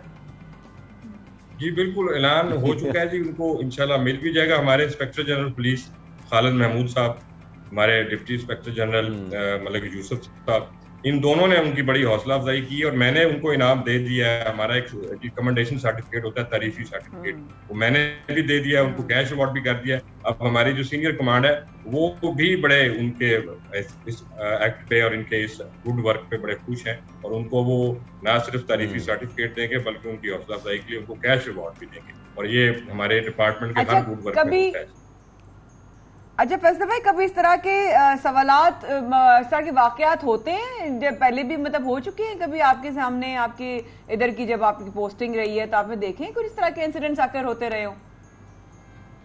जी मैं बिल्कुल आपकी इस बात को एंडोर्स करूंगा। ये कोई पहला वाकया नहीं है इस तरह का, इससे बड़ी अमाउंट्स भी हमने लोगों को दी है जो कि गिर गई या गाड़ी किसी का एक्सीडेंट हो गया उसमें रह गई, बंदा वफात पा गया या इंजर्ड हो गया, तो उनके मिलियंस ऑफ रुपीज होते हैं। ये तो लाख थे, करोड़ों रुपीज भी होते हैं। उसमें गोल्ड होता है, उनकी ज्वेलरीज होती हैं और उसमें हमारे ऑफिसर्स ने आज तक ऐसा नहीं हुआ कि कोई गाड़ी का इंसिडेंट एक्सीडेंट हुआ तो उनकी हम लॉस्ट जो आर्टिकल्स हैं उनको ना रखें। वो हमारी प्राइम रिस्पॉन्सिबिलिटी होती है कि हम अपने इंजर्ड जो हमारे मुसाफिर होते हैं या कोई और उनके साथ हमें तो यहाँ की लाहौर और फैसलाबाद की मोटरवे की जो है ना वो प्रमोशनल वीडियोस बनानी चाहिए कि आप अपने मिलियंस का जो रकम है लेके जाएं और आपको जो है ना बाहिफाजत वो पैसा अगर आप भूल जाएं गिरा दें। बड़ी अच्छी बात है, इसमें लोगों को सिक्योर करना भी इम्पोर्टेंट है और साथ साथ उनकी अशिया जो आइटम्स उनके पास हैं, अल्लाह ना करे कभी किसी का एक्सीडेंट हो जाता है, कुछ हो जाता है, तो सबसे पहले उनको रिकवर करना, वो तहवील में ले लेना, ये बहुत इंपॉर्टेंट बात है। लेकिन सर साथ में बताएगा थोड़ा सा अरेंजमेंट मोटरवे पुलिस डिसाइड करती है कि जो बसेज आ रही होती हैं, क्योंकि अक्सर हम चोरी के केसेस भी देखते हैं, मुस्तकिल बसेज आ रही होती हैं बहुत बड़ी तादाद में, जो बीच में टर्मिनल्स आते हैं, जो बीच में स्टॉप ओवर्स आते हैं, वहां पर बसेज रुकती हैं, बहुत सारे लोग भी होते हैं, चोरियां भी हो जाती हैं। उसके लिए कुछ खास हिदायत हैं मोटरवे पुलिस की लोगों के लिए? जी इस तरह है कि चूंकि ये बस इस्लामाबाद से आ रही थी तो सबसे पहले तो हम तमाम PSPs जो ओनर्स हैं और उनके एडमिनिस्ट्रेशन है उनको बताते हैं कि आपने एक अपना मैकेनिज्म रखना है कि मुसाफिरों को सवार करते वक्त अड्डे से आपने तमाम हिफाजती इक़दाम देखने हैं कि कोई बंदा वेपन के साथ या कोई किसी क्राइम की नीयत से तो नहीं आ रहा। फिर जैसे ही ये बस इस्लामाबाद से एंटर हुई होगी मोटरवे इस्लामाबाद टोल प्लाजा से, इसकी एक मूवी बनी थी। उस मूवी मेकिंग में हमारे एक ऑफिसर बस में सवार होते हैं, एक मूवी मेकर जाके हर एक बंदे की मूवी रिकॉर्ड करता है, उस दौरान वो मशहूर अफराद पे भी नजर रखते हैं। और ऐसा हुआ है कि इस हमारे इस SOP के वजह से तैयार करने से बहुत सारे हमने ऐसे इवेंट्स होने से रोक लिए कि हम ऑन द स्पॉट हमने क्रिमिनल को या ऐसे बंदे को जिस नीयत से बैठा था उसको डिटेक्ट कर लिया और हमारे जितने भी मूवी पॉइंट्स हैं उनके ऊपर क्रिमिनल्स का ना सिर्फ वो डाटा भी मौजूद होता है, इस लिहाज से कि हम डिस्ट्रिक्ट पुलिस से कोऑर्डिनेशन करते हैं तो हमें क्रिमिनल्स का डाटा भी देते हैं। एक चीज मैं आपसे जानना चाह रहा हूँ, ये मूवीज जो बनाई जाती हैं वो तो उनसे बनाई जाती हैं जो कि बसेस वगैरह में ट्रैवल कर रहे हैं, लेकिन जो अपनी पर्सनल गाड़ियों में होते हैं उनकी मूवीज तो नहीं बनती नॉर्मली? जी वो पॉसिबल नहीं है क्योंकि इतना ज्यादा ट्रैफिक वॉल्यूम है कि बिल्कुल ठीक। थैंक यू सो मच आपने फैसल अकरम, आपने वक्त निकाला और आपने इतना इंटरेस्टिंग हमें इंसिडेंट भी बताया और इस तरीके से जो है मोटरवे पुलिस ने अपनी जिम्मेदारियां निभाई। कमेंडेबल, सच में बहुत अच्छा लगा आपसे बात करके। God bless you. और भाई अरशद मतलब थोड़ा एहतियात करनी चाहिए। अच्छा जनाब, एहतियात तो बहुत जगहों पे करनी चाहिए। अब आपको हम जो विजुअल दिखाएंगे उसमें भी आप कहेंगे ये क्या हो रहा है, लेकिन लोगों ने अपने अपने इजहार करना होता है, कभी कोई बगी में आ अच्छा रहा वैसे होता है। हाँ बिल्कुल, हमने बहुत सारी एग्जांपल्स पहले देखी है ना, कोई साइकिल पे आता है, कोई किसी और चीज पे, मतलब कोई गधा गाड़ी पे आ रहा होता है, कोई घोड़ा गाड़ी पे आ रहा होता है, बग्गी में आ रहा होता है, बग्गी में आ रहा होता है, ये सब चीजें हो रही होती हैं। लेकिन फवाद चौधरी साहब ने क्या किया, वो किस फवाद तरह चौधरी साहब को हम इस वीडियो में देख सकते हैं कि वो ऊंट पे सवार होकर जो है वो जाते नजर आ रहे हैं, साथ में उनके बहुत सारे लोग भी हैं। तो हमने माजी में तो ये देखा है, कोई ताला लगाकर असेंबली पहुंचता है मुंह पे, कोई कुछ कहता है, कोई कहता है जी पेट्रोल महंगा हो गया तो मैं तो गधा गाड़ी पर जो है असेंबली पहुंचूंगा। लेकिन यहाँ पर हम देख रहे हैं कि फवाद चौधरी साहब जब कहीं जा रहे हैं तो उन्होंने एक नया तरीका अपनाया है। इस वजह से वो ये कह रहे हैं कि अब सफर करना, नई हुकूमत जो आई है ना, उनके से बड़ा मुश्किल हो गया है, उन्होंने पेट्रोल बड़ा महंगा कर दिया। मुझे लग रहा है कहीं वो राजस्थान में कहीं है, रेगिस्तान में जा रहे हैं कहीं, और पीछे से जो है ना वो ठन ठन ठन वाली आवाजें आती हैं जो ऊंट के साथ आती हैं। लेकिन ये भी उनका एक अंदाज है जिसमें वो दिखा रहे हैं कि जनाब महंगाई बढ़ रही है, लोग पेट्रोल नहीं अफोर्ड कर सकते। तो जनाब फवाद चौधरी साहब को आप इस विजुअल्स में देख रहे हैं। फवाद चौधरी साहब and I we were together, जब वो एंकर थे तो हम ARY के साथ थे, तो बड़ा जबरदस्त, उनका शुरू से सेंस ऑफ ह्यूमर बड़ा अच्छा है माशाल्लाह से। तो अभी भी उन्होंने मेरा ख्याल है एहतजाज करने की भी नियत भी, उन्होंने अपना सेंस ऑफ ह्यूमर अलाइव रखा। मुझे एक बात समझ नहीं आ रही कि इसमें टाइम मैनेज कैसे होगा। अगर वो दफ्तर पहुंचना चाह रहे हैं अपने वक्त पर, तो क्या ऊंट उनको दफ्तर वक्त पर पहुंचाएगा? भाई देखिए, उन्होंने अपना एहतजाज कर दिया, अब आपने जो समझना समझिए, आपके ऊपर है। देखिए परसेप्शन का कोई हद नहीं है और कोई मतलब तरीका नहीं है। लेकिन देन अगेन उन्होंने बात ये सही की वैसे, लेकिन शायद से वो वाली बात है ना, अगर फ्यूल की प्राइसेस आगे बढ़ गई हैं, इतनी महंगाई इतनी बढ़ गई है, लोग वैसे ही नहीं पहुंच पा रहे हैं। आपने खुद बताया रोडों पर जो है वो रश कम हो गया है। आपने अभी देखे हैं, अभी बाजारों का टाइम कम हो गया है, उसके बाद लोगों ने जो है ना वो इस वक्त देख रहे हैं कि जो मुख्तलिफ लोग दे ना, वो कोई ऊंट पे सवार हो रहा है, किसी पे सवार हो रहा है, और ऐसे सवार करके एहतजाज किया जाता है के घोड़े पे सवार हैं, और हवा के घोड़े पे सवार का मतलब है कि टाइम कम है, मुकाबला सख्त है। रखिएगा अपना ख्याल। शाहजेब बुरमाया को हमारी शरारतों के साथ दीजिए इजाजत, और इंशाल्लाह फिर कल एक अच्छी सुबह के साथ, अच्छी खबरों के साथ, अच्छी बातों के साथ फिर हाजिर होंगे। रखिएगा अपना ख्याल। अल्लाह हाफिज।